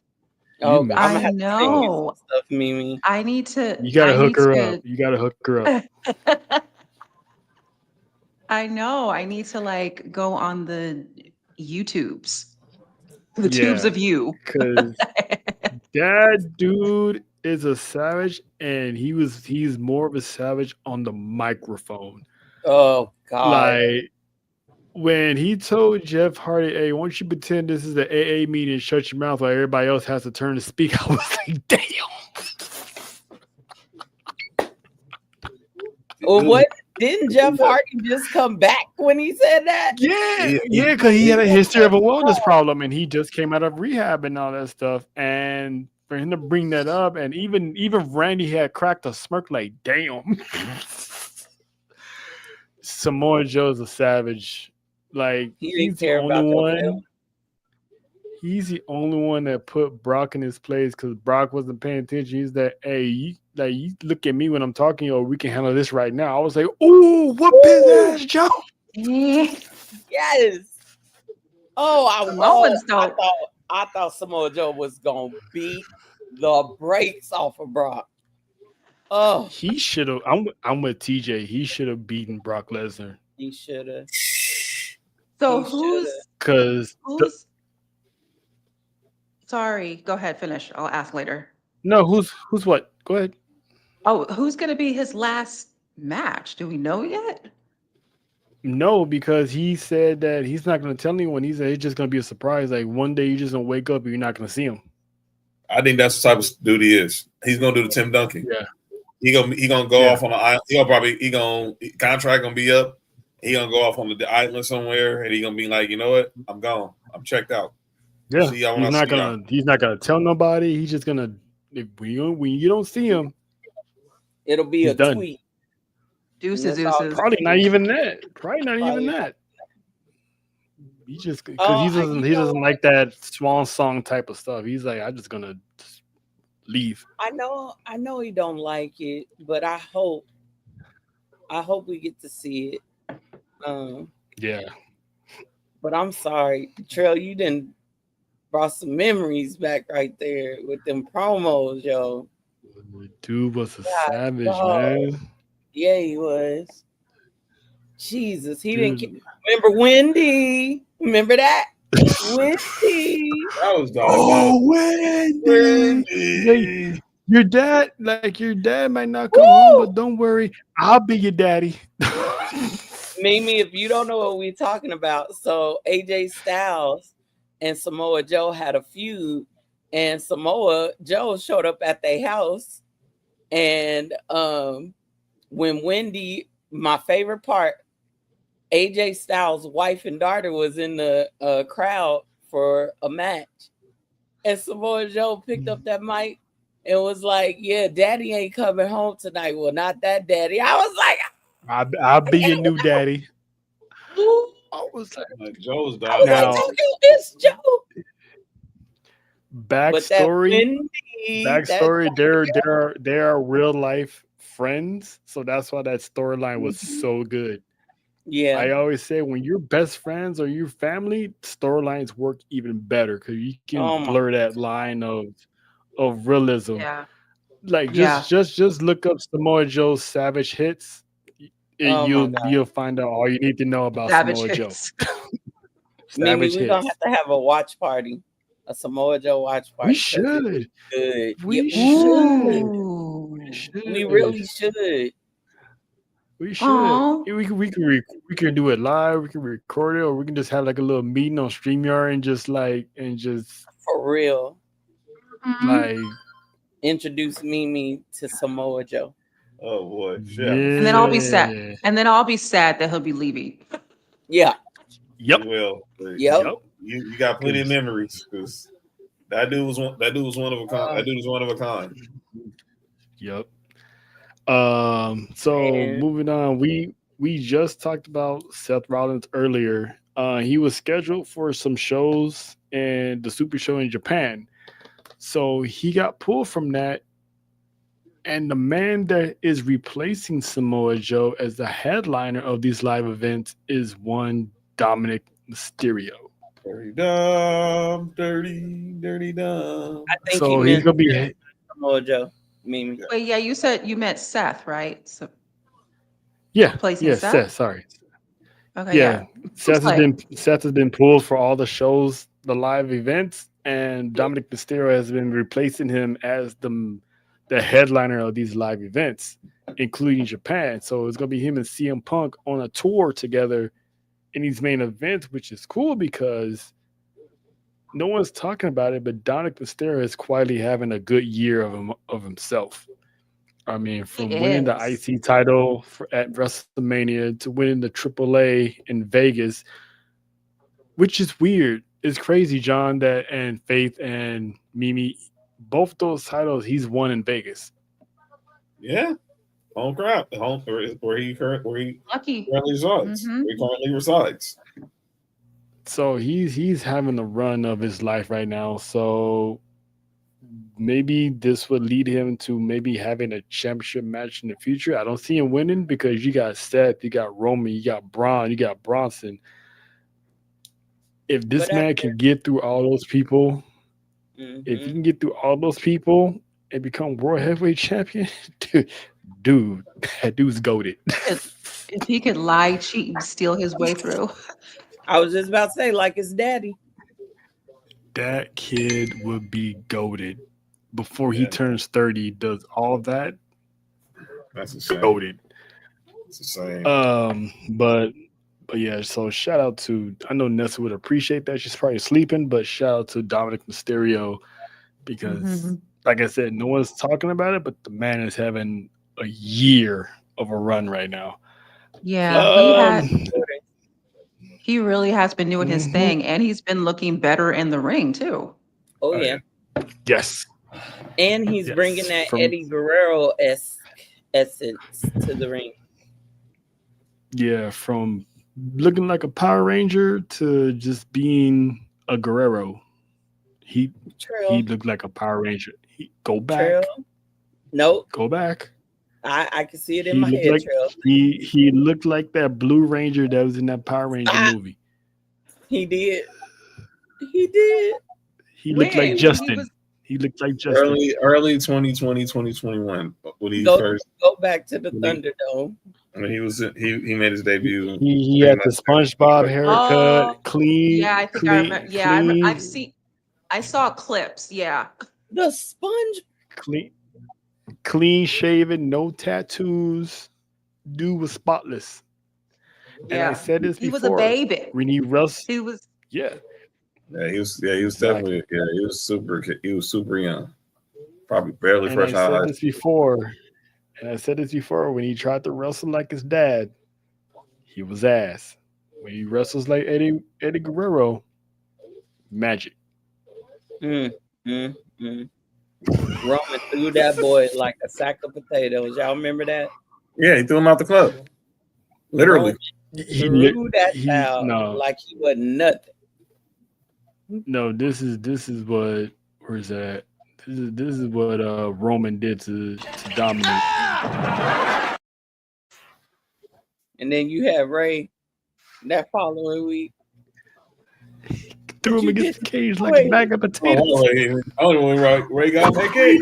Living. I don't know why Ray got in that cage. Hey, Yep, and that what match. happened to Ray when he got in that cage? He cooked. I'm sorry. But I do gotta confess something about that match. What? I laughed. Okay. I first apologize to any Rey Mysterio fans, but I laughed my black ass off. When Roman, after Jimmy came in the ring and lifted Roman's head, and Roman pushed him back, even Paul knew it was coming. Paul was like, "Oh no!" And he went over there and put little Ray. He put little Ray in that guillotine. And y'all remember how Ray was climbing up the rope and he was crying.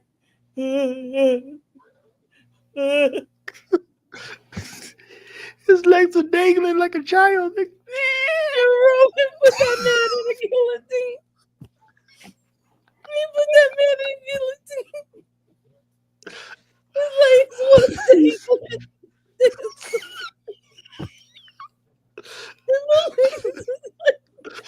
Oh shit. Oh.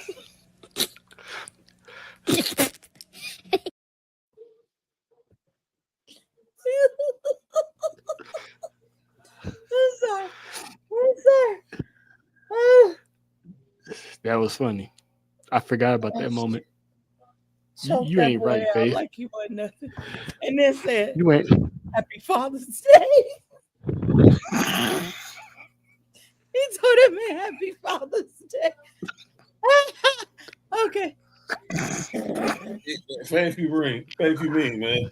That's me. You do right. You foul, bro. Even Imagine seeing your dad. Imagine seeing your dad get beat up like that, man. Oh. More power to pray, though. Little Ray. More power to pray. You got your ass beat, but more power to you, bro. That Roman Reigns was the most Minutes. diabolical supervillain Uh-huh. I've ever seen in WWE. Was that the infamous Gold Glove, Roman? Yes. Yep. Oh. Yeah. Faith, that's another task. That's another homework for you. Google pandemic Roman Reigns. I mean, yeah, huh? Yeah. Mimi, girl, He was a fiend. don't be alone when you You look would it up. actually you would actually hate Roman Reigns Okay. for a minute. No, she would. You would hate. No, she would at first. Yes, she would.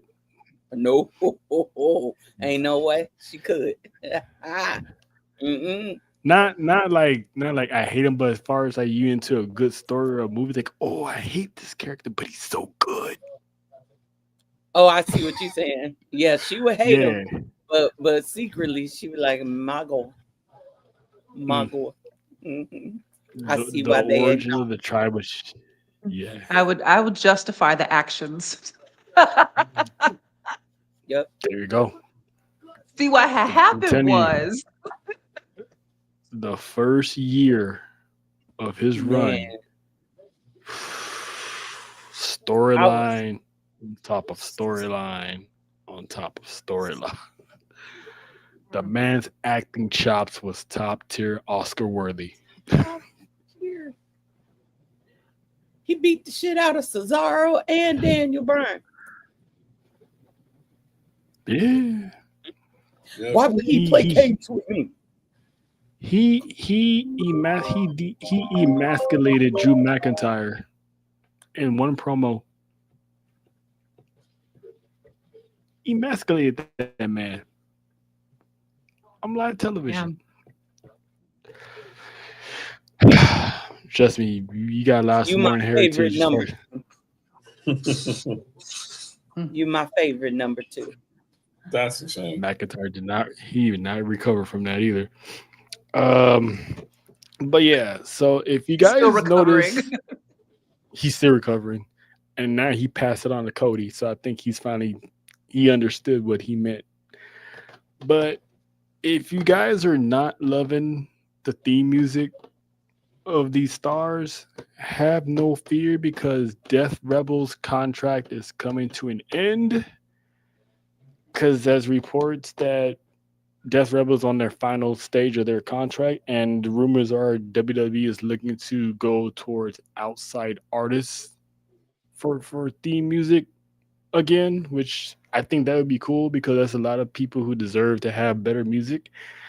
And the reason behind this is not the fans, the locker room has voiced their frustrations over their music, and it looks like WWE is finally listening to the locker room, hearing their complaints and stuff like that. So, Mimi, your thoughts on that? And is there anyone on the roster that you would love to see have better music? I don't know. Like like what is the issue? What are the issues with the music? It's more like generic. Some of the talent it doesn't fit them like at all. Like if you go to the old NXT when it was done by CFO, they put on banger music. Like Aleister Black, he has old CFO music, and it just sounds like I said, it just sounds generic. Like they don't really put any effort into the person's character because usually when you hear the music, it's like, oh, this character's coming out. Like it goes well, Yeah. and some of it just doesn't. Like Drew McIntyre's, he can have a better one. Sheamus's music is trash. Um, yeah, it's pretty much his. I think it's a good move because a lot of people do not like Death Rebel, and looks like they're gonna go through another stage when their contract is up. So hopefully it's up soon. So that'll be something to look out for. Can you start seeing different music? Because trust me, the entrance is everything.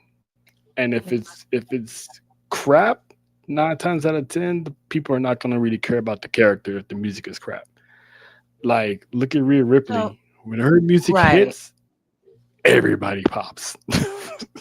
right. So and That's that's because she okay. doesn't So have Death Rebel. She actually has a band. right, that's what I was about to ask because I'm like, is Def Rebel like a cover band? Like, what are they? Is it a are they producers? Like, how? And then Yeah, they how do just people some that creates. Yeah, they create music like in the studio stuff like that. Only producers? like Okay. top. Yeah, only like top people have like bands. Like Randy Orton has a band.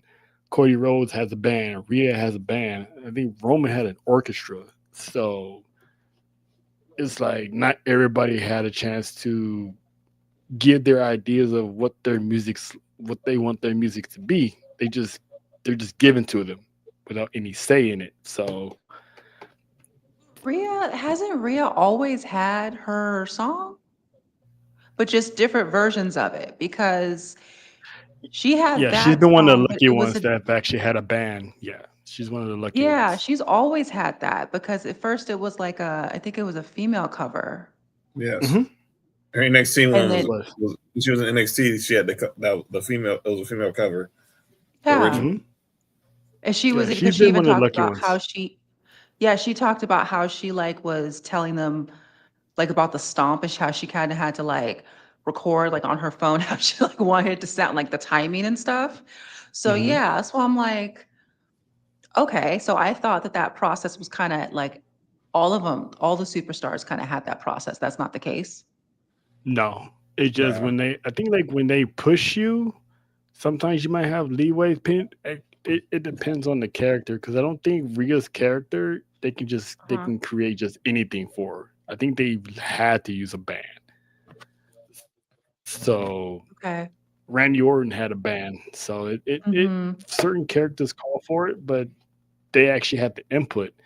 Not everybody else has the input. Like Alexa Bliss doesn't have input. She wanted an actual band to play her at WrestleMania, didn't get it. So um Street Profits when they was in NXT, they actually had a guy sing their intro. I forgot his name because he did music for them in NXT.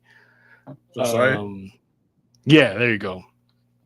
And shout out So to him. then, He was one of the guests on Humber Roses months ago. Josiah Williams. Shout out. Mhm. why do some people get like Alexa Bliss? Isn't she a big name? How come she didn't get a band? There's big names and then there's top stars.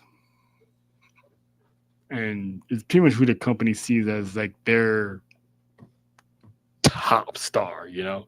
Oh yeah, because they gotta shell out the money. Mm-hmm. Hmm. They Mm-hmm. want To that. pay for this. They're looking for the ROI of it all. They're looking for the return on investment. Okay. Yes. Yes. Yes. Yes. Hmm. And now it's like everyone's gonna start having a little input into their music moving forward. So that's gonna be pretty good. Well, that's good Um, then. Yeah. yeah, it's definitely good. John, you Yeah. got any thoughts about that before I get to the injuries? I mean, not the injuries, the releases. Uh, if this is it, hell, fellow, well met. Get good music. Go find good music. I know everyone wishes that Jim Johnston would come back, but That man is old. look, man, you can't keep recycling the past. Just go find someone who's good and talented and that's willing to work with the talent. With just Rich Hall, I mean not Rich Holland.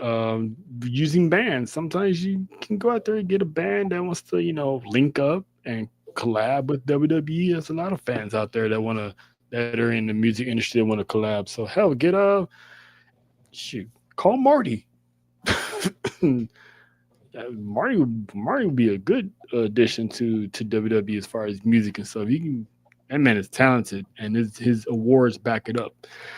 Um, but yeah, so moving on to the releases. One of them is too bad Faith's not here to talk about it, but one of the releases was a little bit of a shocker, and that was Lance Anoa'i, part of the Bloodline family.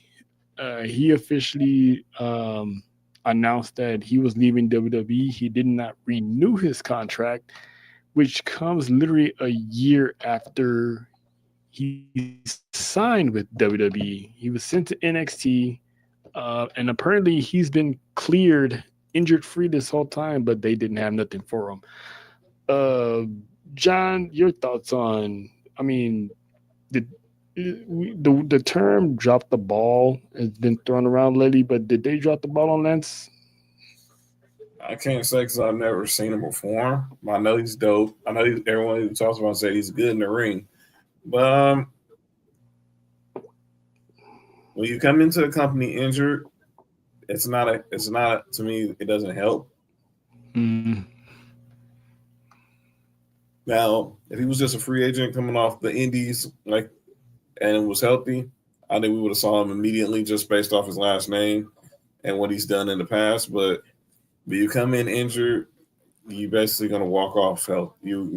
It's rare to get you in healthy. So If he felt he was healthy but he couldn't contribute to WWE, he had every right to leave. But they probably felt that maybe they didn't get, and they don't feel like they was getting what they invested in. I don't know. That is true.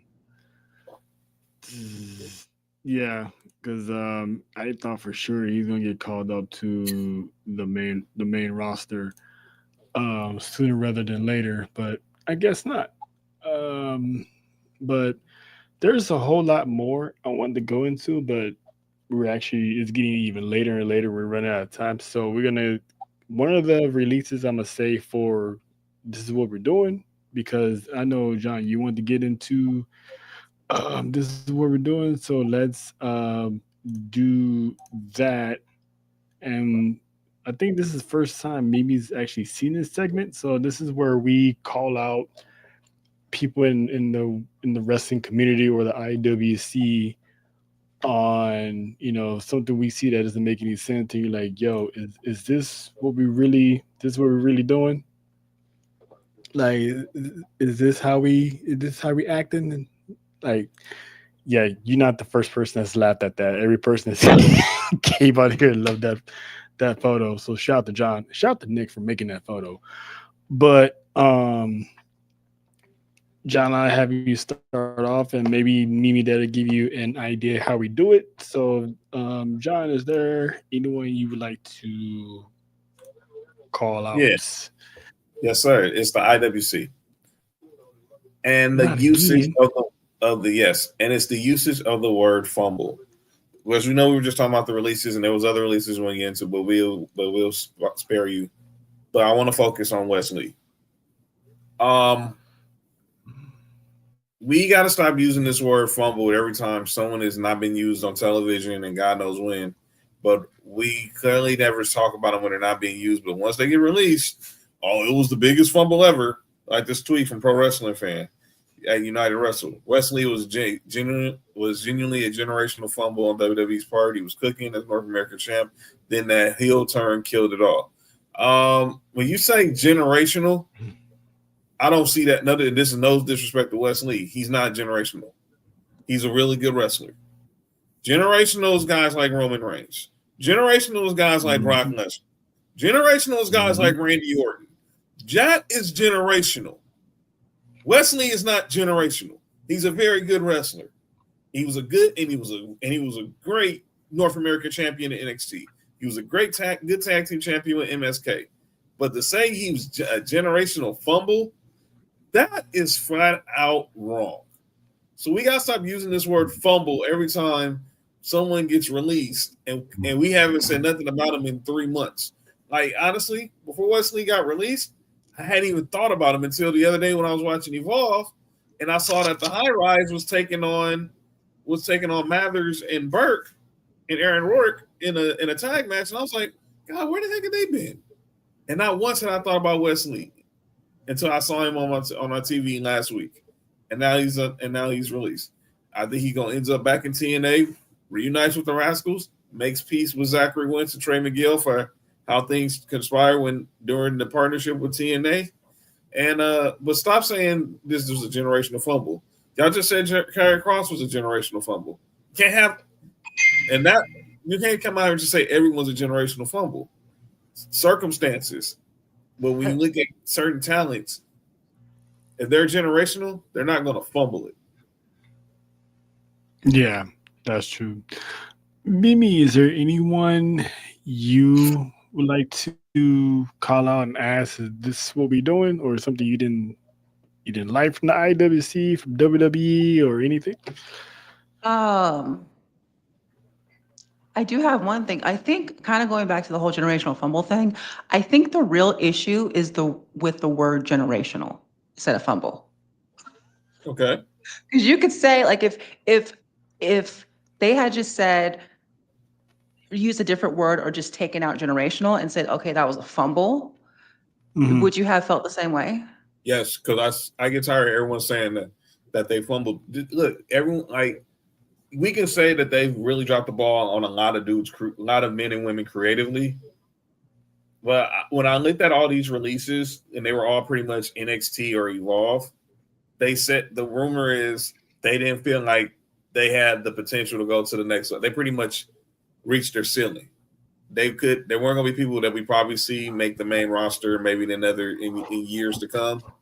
So when I hear the fumble part, to me, what bothered me was we do this every time people get released, but we don't say their name loud enough when they're not getting used. Not saying everyone does that in IPC, but it's crazy how we see more of this every time these releases happen, and we act like it's just the worst thing. We don't want to see no one lose jobs, but we never speak up when it's time. When it's time, but when these releases come out of nowhere on Twitter, like we had months ago when Dakota Kai and Shayna Baszler were released. I mean, I heard people pushing for Dakota Kai. I heard people pushing for Shayna Baszler. I didn't hear nobody pushing for Wesley like that. I didn't hear nobody pushing for Stevie Turner like that. And Stevie Turner was the prime minister on Evolve. I didn't hear none of that. Go ahead, Trey. And to piggyback on that, there's a reason why. NXT is what? A developmental brand.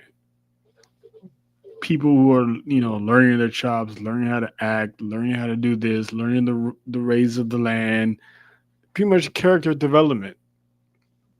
Outside before Wesley got hurt, he was at a position where Javon Evans is at right now. Yes. He was at the height. He had all this heat. He was that person that, okay, I can see him going for the NXT World Championship.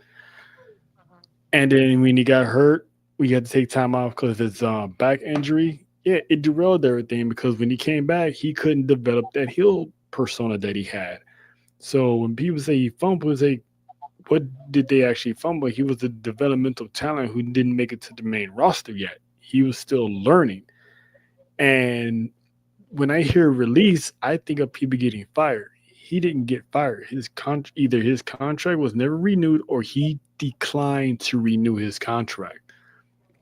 To me, that's not being released. That's just your contract's out. We're not re-signing you. You're free to go. When I hear release, I think of, we're letting you go. They just not renewing it. So when you're developmental, there's a lot of people that come and go. It's like a revolving door. There's people that come and go all the time. And then the way I see it in NXT, you have a time frame. If you're not fully developed within that time frame, they're not going to renew your contract. That's how it is, because the whole purpose is to develop. It's like kindergarten. If you don't fully develop into first grade, they're going to keep you in kindergarten until you do. And with a company like this, we got people coming in from Evolve that's ready to move up to NXT. So it's like, we don't need you because we got these other people coming in. Kylie Armstrong, shout out to her. I think she's on her way to the NXT because she lost her championship today. Congratulations. So she's on her way to NXT to tear it up and then one day get put on the main roster. So it's a revolving door. So people like John said, they throw that word fumble, but when it comes to NXT, it's a developmental. Either you develop and they find something for you, or you still struggle and they just don't need you. That's just how it is.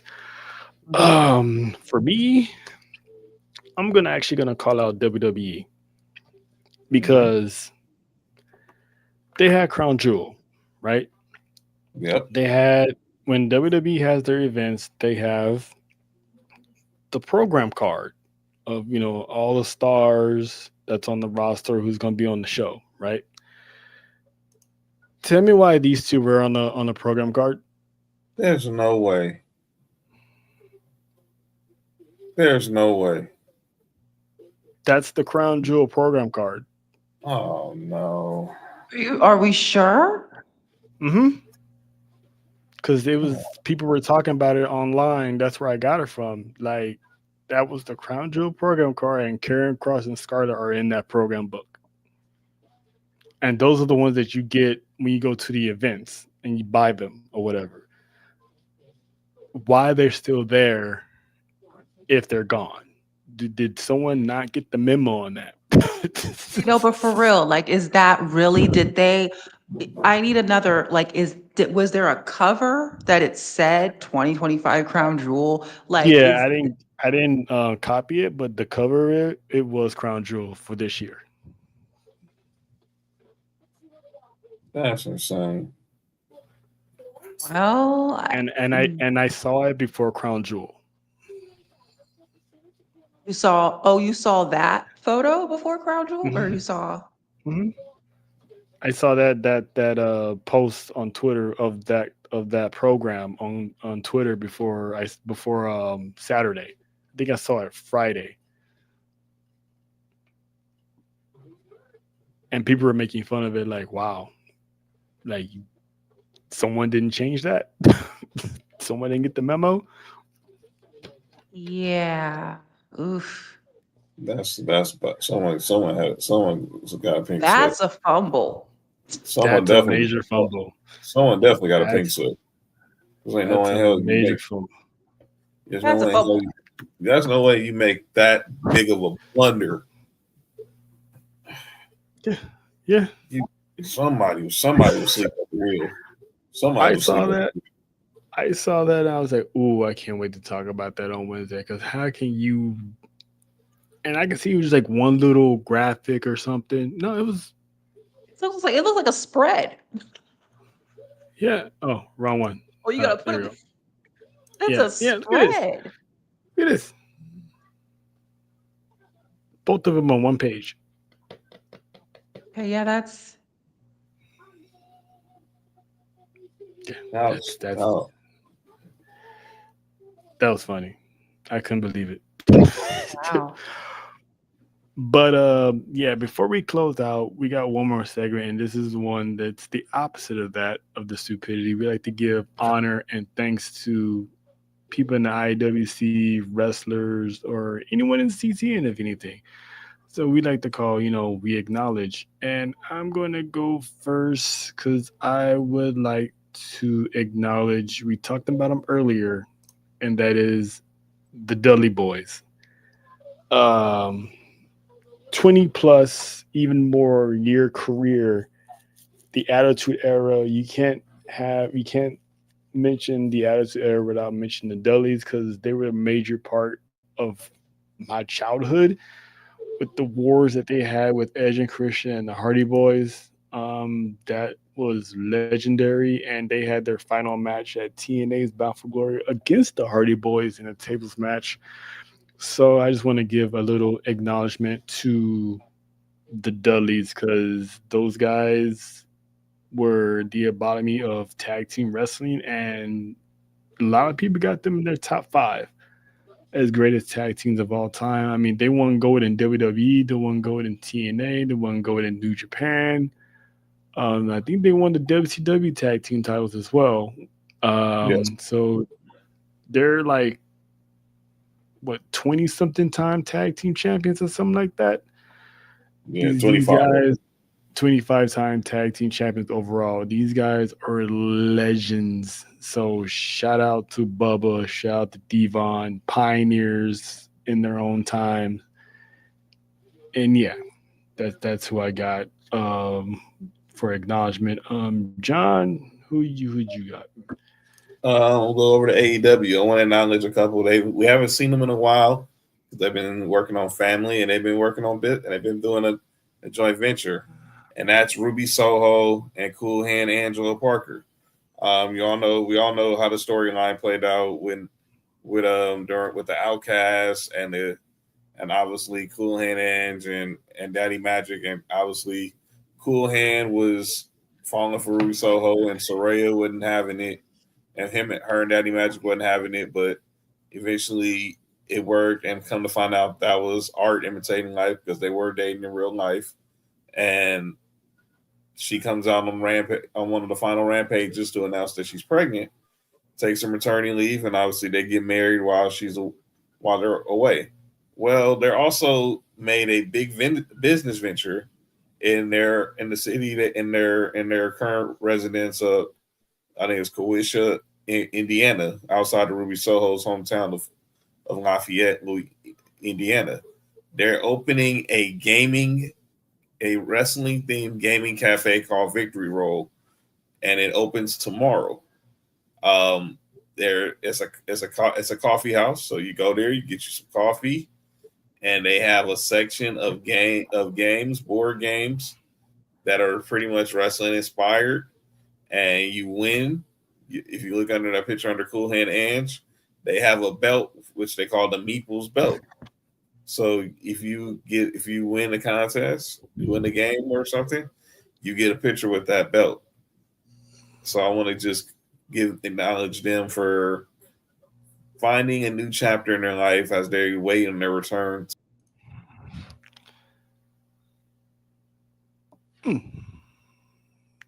Cool. Mimi?